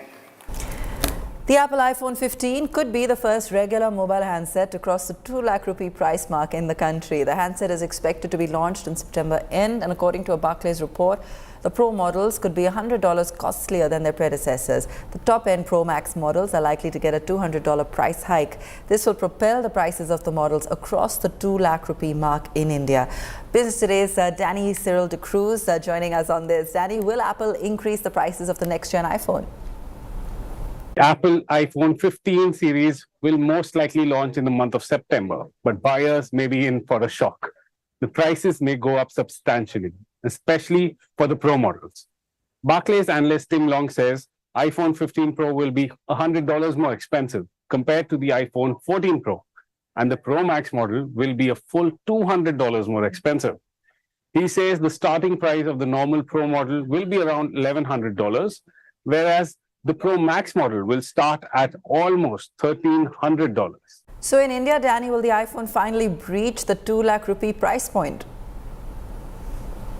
So let's do a little math here to understand that. The current most expensive iPhone in the country, which is the iPhone 14 Pro Max 1 TB model, sells for around rupees 1,89,900, which is roughly around $2,300. And at the same time, the model in US costs just $1,500 plus taxes. So if we just add $200 to the total price in India for the iPhone 15 Pro Max, it comes down to $2,500, which is a whopping 2,05,000. Sorry to be the bearer of bad news, but the next generation iPhones could easily breach the 2 lakh mark. All right, Danny, thanks so much for joining us on that. Netflix is not the only one cracking down on password sharing. Agency reports say Disney Hotstar could also clamp down on the practice in India very soon. The move comes just days after the world's largest streaming service announced its plans to increase revenues by ensuring that passwords are shared only in a single household and on a single Wi-Fi service. 3 years ago, OTT platforms were rolling out the red carpet for those stuck at home during the lockdown. Offering great deals, huge discounts, turning a blind eye to the number of users logging on with the same username and password. And it did the trick. For Netflix, subscription zoomed from 139 million in 2018 to 167 million in 2019. The numbers shot up to 2004 million in 2020. The additions only slowed down in 2021 as the pandemic petered out. In 2022, with normalcy returning, the Netflix net subscription was put up just 9 million. Investors punished the company, hammering its stock 75% from the high of $690 to a 5-year low of $175 in a span of just 8 months last year. Faced with the reality of declining subscriber additions, streaming companies are returning the screws on what they once turned a blind eye to. Reports say Walt Disney's India streaming service Disney Hotstar plans to start reinforcing its existing policy of allowing its premium users to log in from only 4 devices. It had till now allowed as many as 10 users to log in. Just like Netflix, Hotstar is also limiting password sharing in India. According to reports, Disney Hotstar has internally tested enforcement of the policy and has plans to start implementing it later this year to limit logins at 4 for such accounts. It is hoping the people stopped from the free logins and who are regularly users of its service will buy their own subscriptions. Just like Netflix, Hotstar has also seen a big dip in new subscriptions, especially with Reliance Viacom 18 winning the IPL digital media rights for 2023 to 27, snatching it from Hotstar, for which the cricket matches had been one of the biggest draws. Reports say the new planned restriction will also apply to Hotstar's cheaper plan, which will limit the usage across 2 devices. Bureau Report, Business Today Television.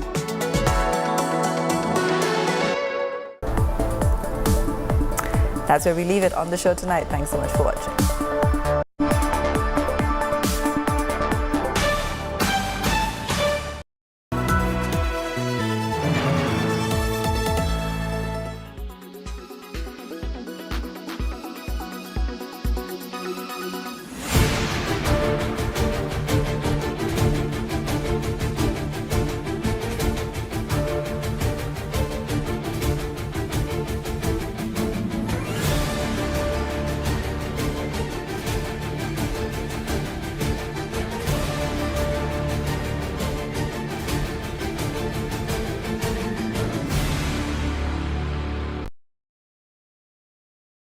Weather forecast now.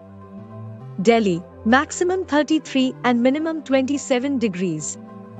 Mumbai, maximum 27 and minimum 25 degrees. Kolkata, maximum 33 and minimum 26 degrees. Bangalore, maximum 27 and minimum 21 degrees. Chennai, maximum 35 and minimum 27 degrees. Hyderabad, maximum 26 and minimum 22 degrees.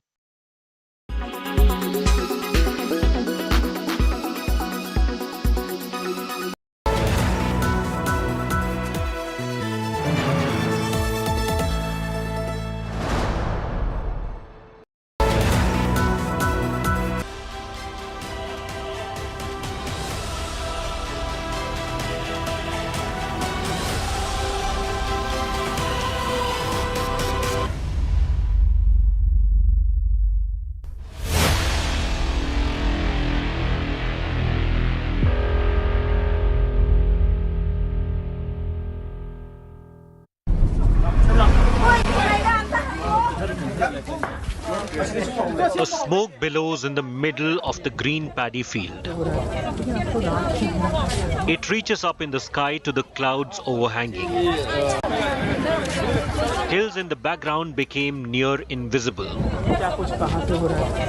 As you can see, in that particular hill, there are there are places where they allegedly set fire on some places, and which is why very heavy smokes are billowing out. Fresh violence erupted in this area of Bishnupur, and we can see that people gathered over here, and we asked not to go farther because we can see many vehicles returning back from that area. Villagers stand in distance across the field on the road. Witness to arson. Every smoke in Manipur today has a retaliation from the other side. There is one side and there is the other side. Manipur today is divided between Meitei and Kuki tribes. A small state at the border of Myanmar with a population of less than 3 million is training gun against each other, despite an elected state government in place. It's a state today where homes are no longer safe.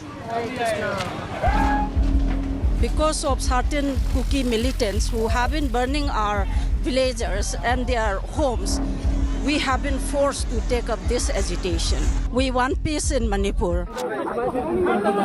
Sexual violence against women has become a weapon where fire fails to reach. कभी देखा भी नहीं है, कभी सोचा भी नहीं है, इसलिए मैं बहुत दुख के साथ इतना मैंने जो फौज के अंदर ही देश सेवा किया है, लेकिन मैं रिटायर आने के बाद अपना फिर भी बोलना चाहता हूँ, अपना परिवार, अपना घर, अपना गांव, अपना बीबी इज्जत भी बचा नहीं पाया, ये दुख के साथ कहता हूँ. Students have left books and picked up guns instead to defend and protect. Launching का है, आप क्या करते हो? हम पढ़ाई कर रहे हैं अभी तक. कौन से क्लास में? बीए पढ़ रहा है. कहाँ पढ़ते हैं आप? कहाँ पढ़ाई करता है? अभी डॉन बॉस्को मराम में. Don Bosco Imphal? No Maram. अच्छा, यही इसी कांगपोकपी सेनापति साइड. सेनापति डिस्ट्रिक्ट कांगपोकपी ना, या दूसरा डिस्ट्रिक्ट है? सेनापति डिस्ट्रिक्ट में. सेनापति में. अच्छा, इससे ऊपर हिल्स पे. तो कितना दिन हुआ कॉलेज बंद हुए? कॉलेज बंद है या छुट्टी करके आया? बंद है अभी तो. कॉलेज बंद है. आपके घर में कौन कौन है? और मामी भैया लोग हैं, भाई लोग. वो आपको बोला नहीं कि कहाँ जा रहे हो ऐसे वेपन लेके? बोला है. आप उनको क्या बोलता है? ड्यूटी के लिए जा रहा है. ड्यूटी के लिए. ये गन कभी चलाया था पहले? हाँ सर. कब चलाया? और गांव में टेस्टिंग के लिए. टेस्टिंग के लिए चलाया. तो टेस्टिंग में इतना प्रैक्टिकल हो गया कि इधर बंकर पे आ गया? ऐसा. डर नहीं लगता ऐसा गन चलाने में? नहीं लगता है. नहीं लगता. ये झटका लगता है ना गोली चलाते समय? हाँ, थोड़ा थोड़ा. The fight goes on in broad daylight. What we are given to understand since Thursday morning and since the wee hours, there are gunfights have been reported and forces are trying to disengage both the communities, both the people and the people engaging themselves in gunfight. They are trying to disengage themselves. And in the night, Manipur is burning for months now. By now, many of them would have been in colleges or universities, but for now, they are carrying guns. The village territory is remain in the same district, have all of a sudden become a border, become a buffer zone, and yes, line of control. A playing zone has become a war zone in this territory, in this part of Manipur. And all that I see, the government has totally turned their eyes blind. Can't they see what is happening in the state of Manipur? Who will resolve this crisis? These people, these young boys who have picked up guns today, they have been living with the other communities over the decades, playing together, eating together. But for now, they have tainted gun against each other. When will this situation come to normal? Many of them want a normal life, but the situation is absolutely normal. In Manipur, it's a war zone. And that's exactly why India Today bringing you all sides of story, showing you the realities. And this is to open the eyes of the system at the highest level.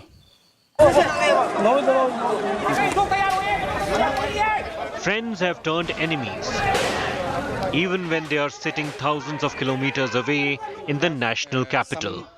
Friends among our circle who belongs to the Meitei community. Right now, we can't really get in touch with them because the divide that the current mayhem created in us is so deep. We can't. It looks like we can't really get into each other friendship zone anymore. So there is a total separation in the individual level as well. Sad to say that, we are not much in contact with our Métis friends anymore. I was from GNV, so I had quite a close friend from the Métis community. But after this violence had broke out, we didn't talk to them anymore. And yeah, it's quite sad that even our friendship had to be separated. In Manipur, couples from inter-community marriage have been separated. हमारी परिवार इम्फाल में रहते थे. हम एक मैतेई से शादी किया था और हम गेम विलेज में रहते थे. हमारी सासू माँ, हमारी हस्बैंड और हमारी दोनों बच्चे हैं, हम पांच लोग रहते थे। जो लड़ाई है मई 3 में हुए थे और हमको पता चला, लेकिन हमने सोचा कि हम एक मैत्री से शादी की है, हम एक मैत्री हो गए हैं, हम मैत्री के साथ रहेंगे। लेकिन उन लोगों ने हमारे जब आधार देखी है, उन लोगों ने कहा कि इस आधार में तुम्हारा नाम कुकी का नाम है, मैत्री का नाम नहीं है, इसलिए हमारे साथ नहीं रह सकते। 1 महीने हो गए हैं, हम बातचीत नहीं की। क्यों? फ़ोन कॉल नहीं चल रहे हैं, उसके फ़ोन को स्विच ऑफ में है। वो पता नहीं क्या हुआ, उसके हालात कैसे हुए हैं, किस हालात में वो रहती है। हस्बैंड और हमारी सासू माँ। She is 8 months pregnant and the Meitei Kuki couple has 2 more children. एक दिन ईश्वर ने इजाज़त दी तो हम एक दिन उन लोगों से मिल पाए, और चिंता नहीं करने के लिए हम कहना चाहते हैं। Excuse me. An 18-year-old was abducted and raped, scarred for the rest of her life.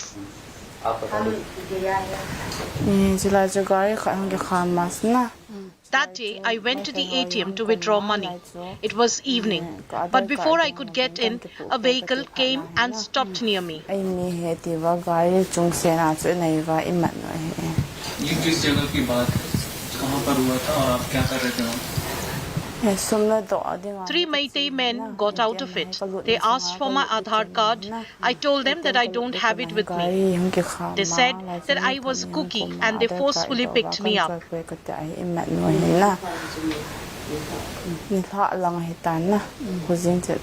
A number of men and women attacked me.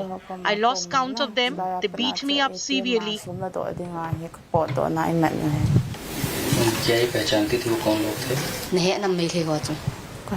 I've never seen them before that evening. हमको लेने गया तो मेरे को कुछ बताइए वांखे में ले गया तो मेरे पाई भी लोग हम लोग लड़की लोग ने हमको मारा पहले, तो बाद में लड़का लोग ने मारा बोला। मदद मांगे, पुलिस भी नहीं आया, तो हम मदद मांगते वो लड़का लोग ने हमको मारने की कोशिश कर रहा था। तो हम मदद ऐसी रोते तो कोई आता नहीं है, तो बाद में जे माटी मर जाएगा, सचमुच मर जाएगा, तो हम दूसरा जगह में लेने गया है बोला। भीड़ ज्यादा, कितने लोगों की भीड़ थी वहाँ पर जो अचानक से अटैक की? I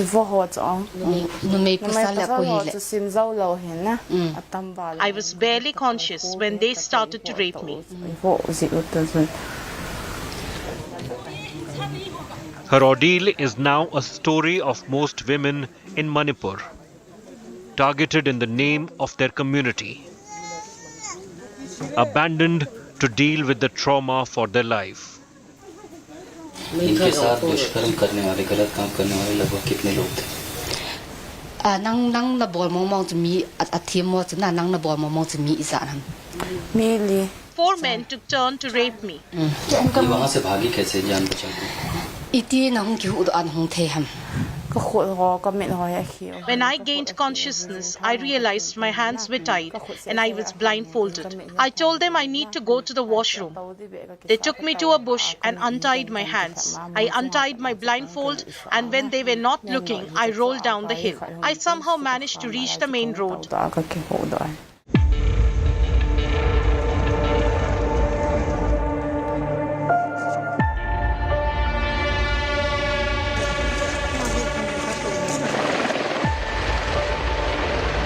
Waiting for justice, her trial begins even before the scar is healed. No one is safe in Manipur anymore.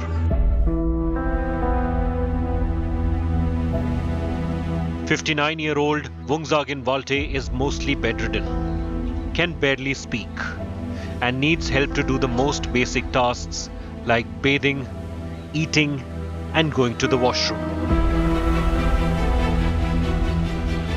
His movements have slowed and his voice reduced to a whisper. He is a Kuki Zomi BJP MLA from Thanlon constituency in Phirzawal district of southern Manipur. The mob, they bring iron bar, stick, and they beat him. My husband also, they beat him, and the driver also, they beat him in his head. And after 2 days, the driver was no more. This three-time MLA and former Tribal Affairs Minister Walte was airlifted and brought to the national capital for treatment. Was there nobody there to protect him? Nobody raised an alarm? Only his personal security officer, only one is there. He ran away. Yeah, the Rambai then told to the PSO that if you want to live for your life, you should run away. So there is no other option for the PSO. So he ran away from the spot and he went to the police station nearby. So when he went to the police station nearby, there is no one to help him. The assault left Hunzagin Walte paralyzed from the left side. There is no message. No message. And his friends, his colleague, all the other cabinet minister, MLS, no message. I want to tell him down, down, down.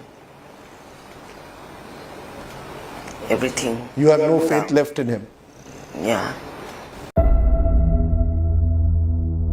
The fire has spread across to the neighboring state of Mizoram as Meiteis seek refuge there.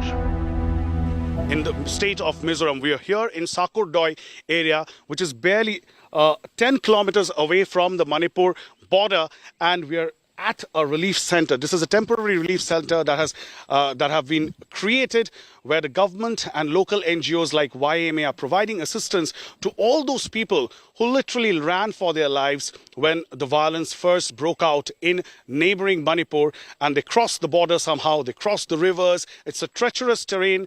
It's peak monsoon now, and they're all taking shelter in relief camps like these in very, very difficult conditions.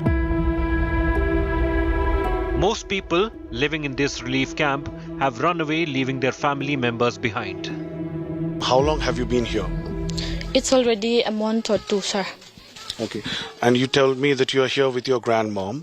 However, your mom and dad, your parents and your siblings are still back home in Churachandpur. Why did your parents decide to send you here? Because they are concerned about our safety. Mm-hmm. And how did you manage to come here? Because my grandmother is not healthy enough. That is why we decided to come here. She's scared. How did you manage to come here? How did you come? By truck. Just hop in a truck. It's been a month and there has been little communication with their families, friends and relatives. Their future is in limbo, and some don't even want to return to Manipur anymore. You're stuck here in a relief camp. Yes, we finished doing our admission now, but then I don't know where are we going to start our college. Mm-hmm. They say we will start our college in August, but then I don't know how the condition right now. It's difficult. Mm-hmm. So there's a lot of uncertainty about your own studies. You're not very sure when you will be able to go back and when you will be attending your college. But as far as, life here in the relief camp is concerned, you're one of those, many internally displaced people who have taken shelter here in Mizoram. Are you getting enough at this relief camp, the basic amenities? Yes, sir. We're getting enough shelter, the food, all those necessary things. Those leaders now, they give us.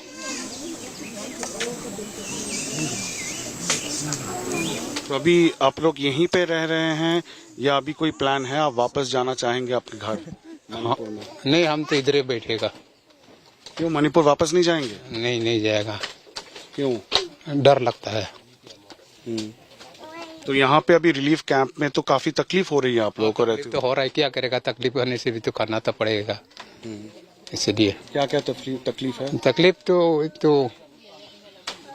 अपना घर में खाना जिसे खाता है इसे तो सोचो 50 आदमी का अंदर में तो इसे खाना नहीं होता है ना।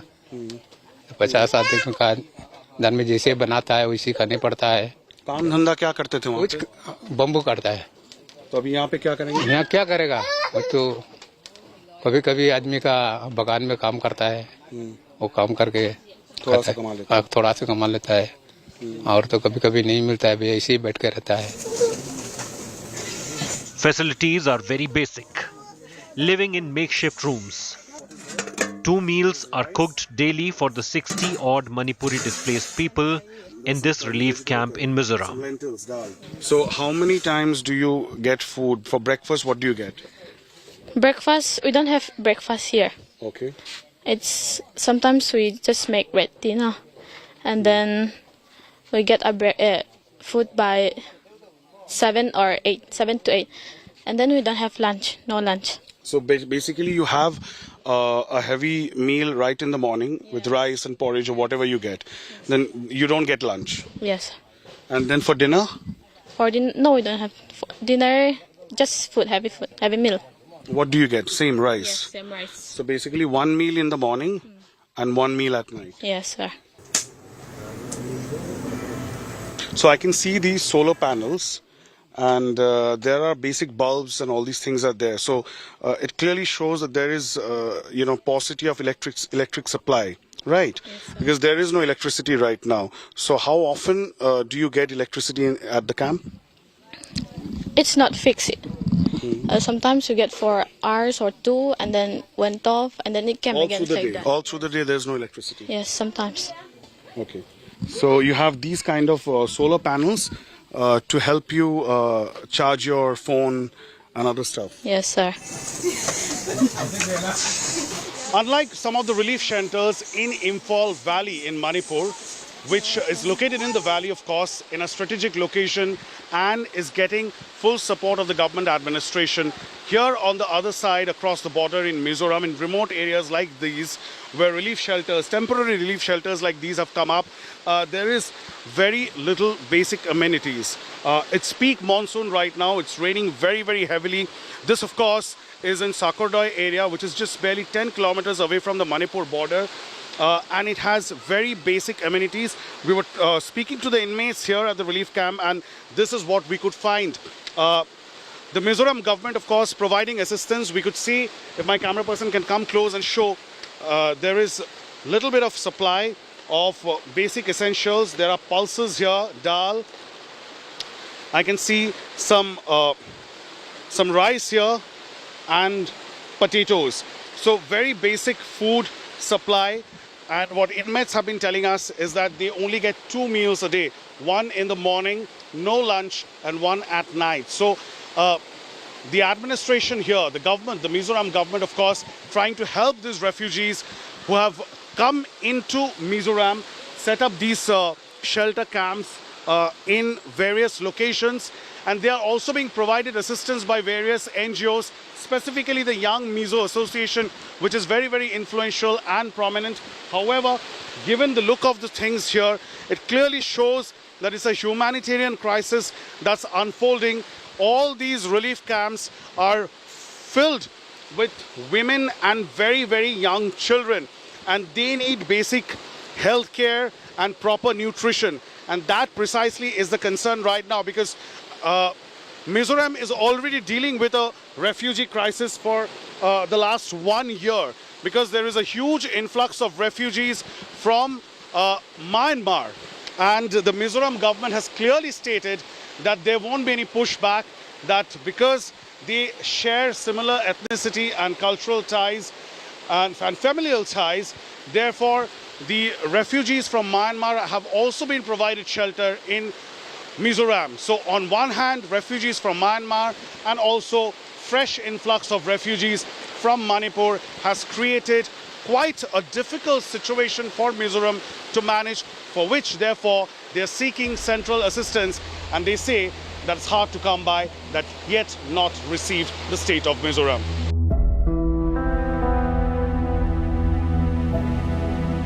Their life now revolves around reliving memories of happier days and hoping to get reunited with their loved ones. Manipur is in the national limelight right now.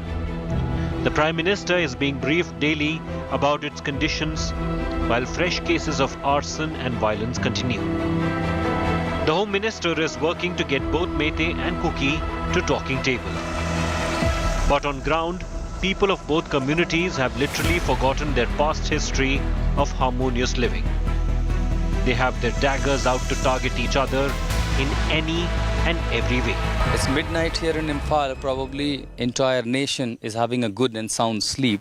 All I see, the women from the Meitei community in the valley, in the capital, are sitting here on the road. The Maira, Paibi, these women who have been the torch bearer for the women's rights are yet again on the field, and here they are protecting their village, their family, their children from, as they call, anti-social elements, again, narco-terrorism, and especially because of the enmity that has triggered in last 3 months between Kuki and Meitei. They accuse that probably the other community people can mix up with them and trigger violence. This is a volcanic situation where you see the women in the midnight guarding their territory, the bordering of their village. And this is not only the young women, but also the elderly, the senior citizens from the family member.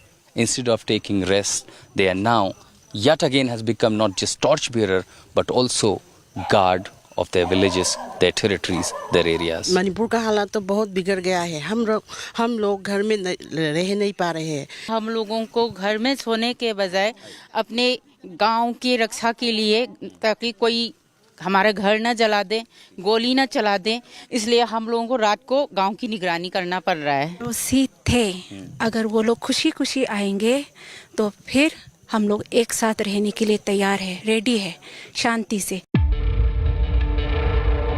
And with that, the fire burns Kangle Park, and Manipur becomes a bloody blot in the northeast peace process.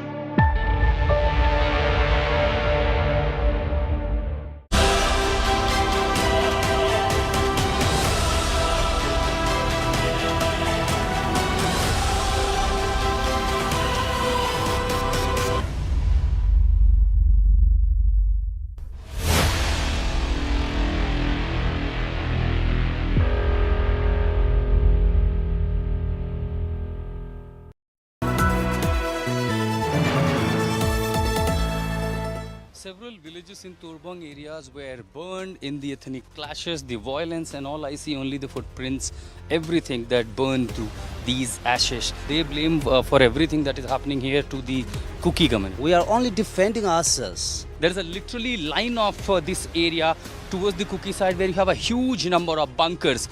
No one could ever imagine that in a state, in a same country, in a same district, we will ever see such situation which has become a battlefield. And I could say this is a war zone in Manipur. Grounded in journalism, on the ground reporting, only on India Today TV.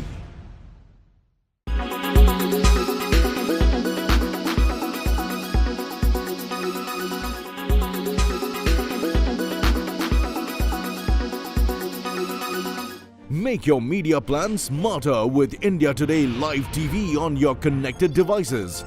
Amplify your brand with 100 million smart internet viewers. To advertise, mail us at sales@aajtak.com.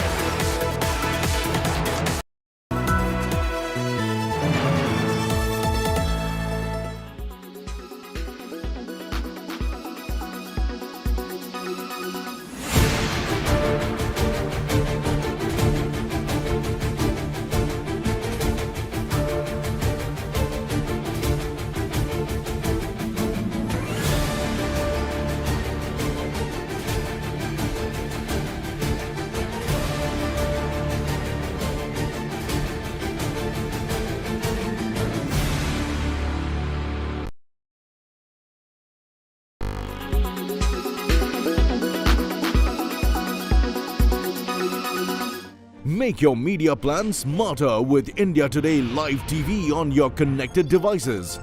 Amplify your brand with 100 million smart internet viewers. To advertise, mail us at sales@aajtak.com. A few years ago, Mark Zuckerberg and Facebook pivoted from Facebook to Meta. You were drawing out this grand vision of a metaverse, whereas the real revolution seems to have been in artificial intelligence.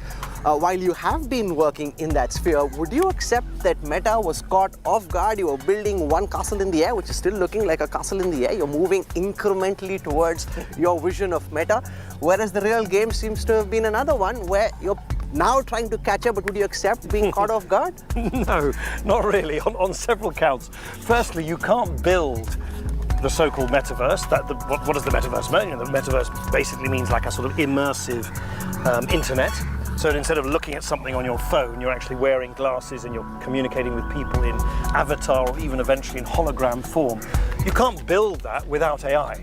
I think that approach to open innovation is something we've always believed in, and I think will really help going forward as well.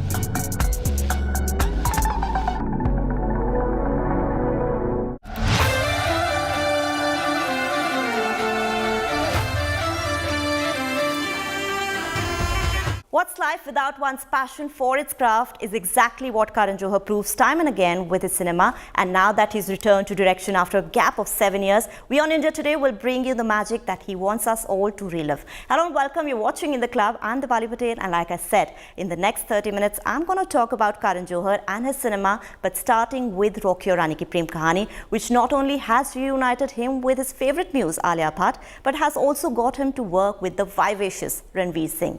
Now, before I jump into talking about any of it, let me first cut across to my colleague and entertainment editor Tushar Joshi, who has seen the screening in Mumbai. Tushar, we all are aware Karan Johar's last movie as a director was Ranbir Kapoor's Ae Dil Hai Mushkil. And in his career, he's directed so many memorable movies, including K3G, Kuch Kuch Hota Hai, Kabhi Alvida Na Kehna. I want to know from you, how well does Rocky Aur Rani manage to take us all back in time to relive the Karan Johar cinema? And how do you see this direction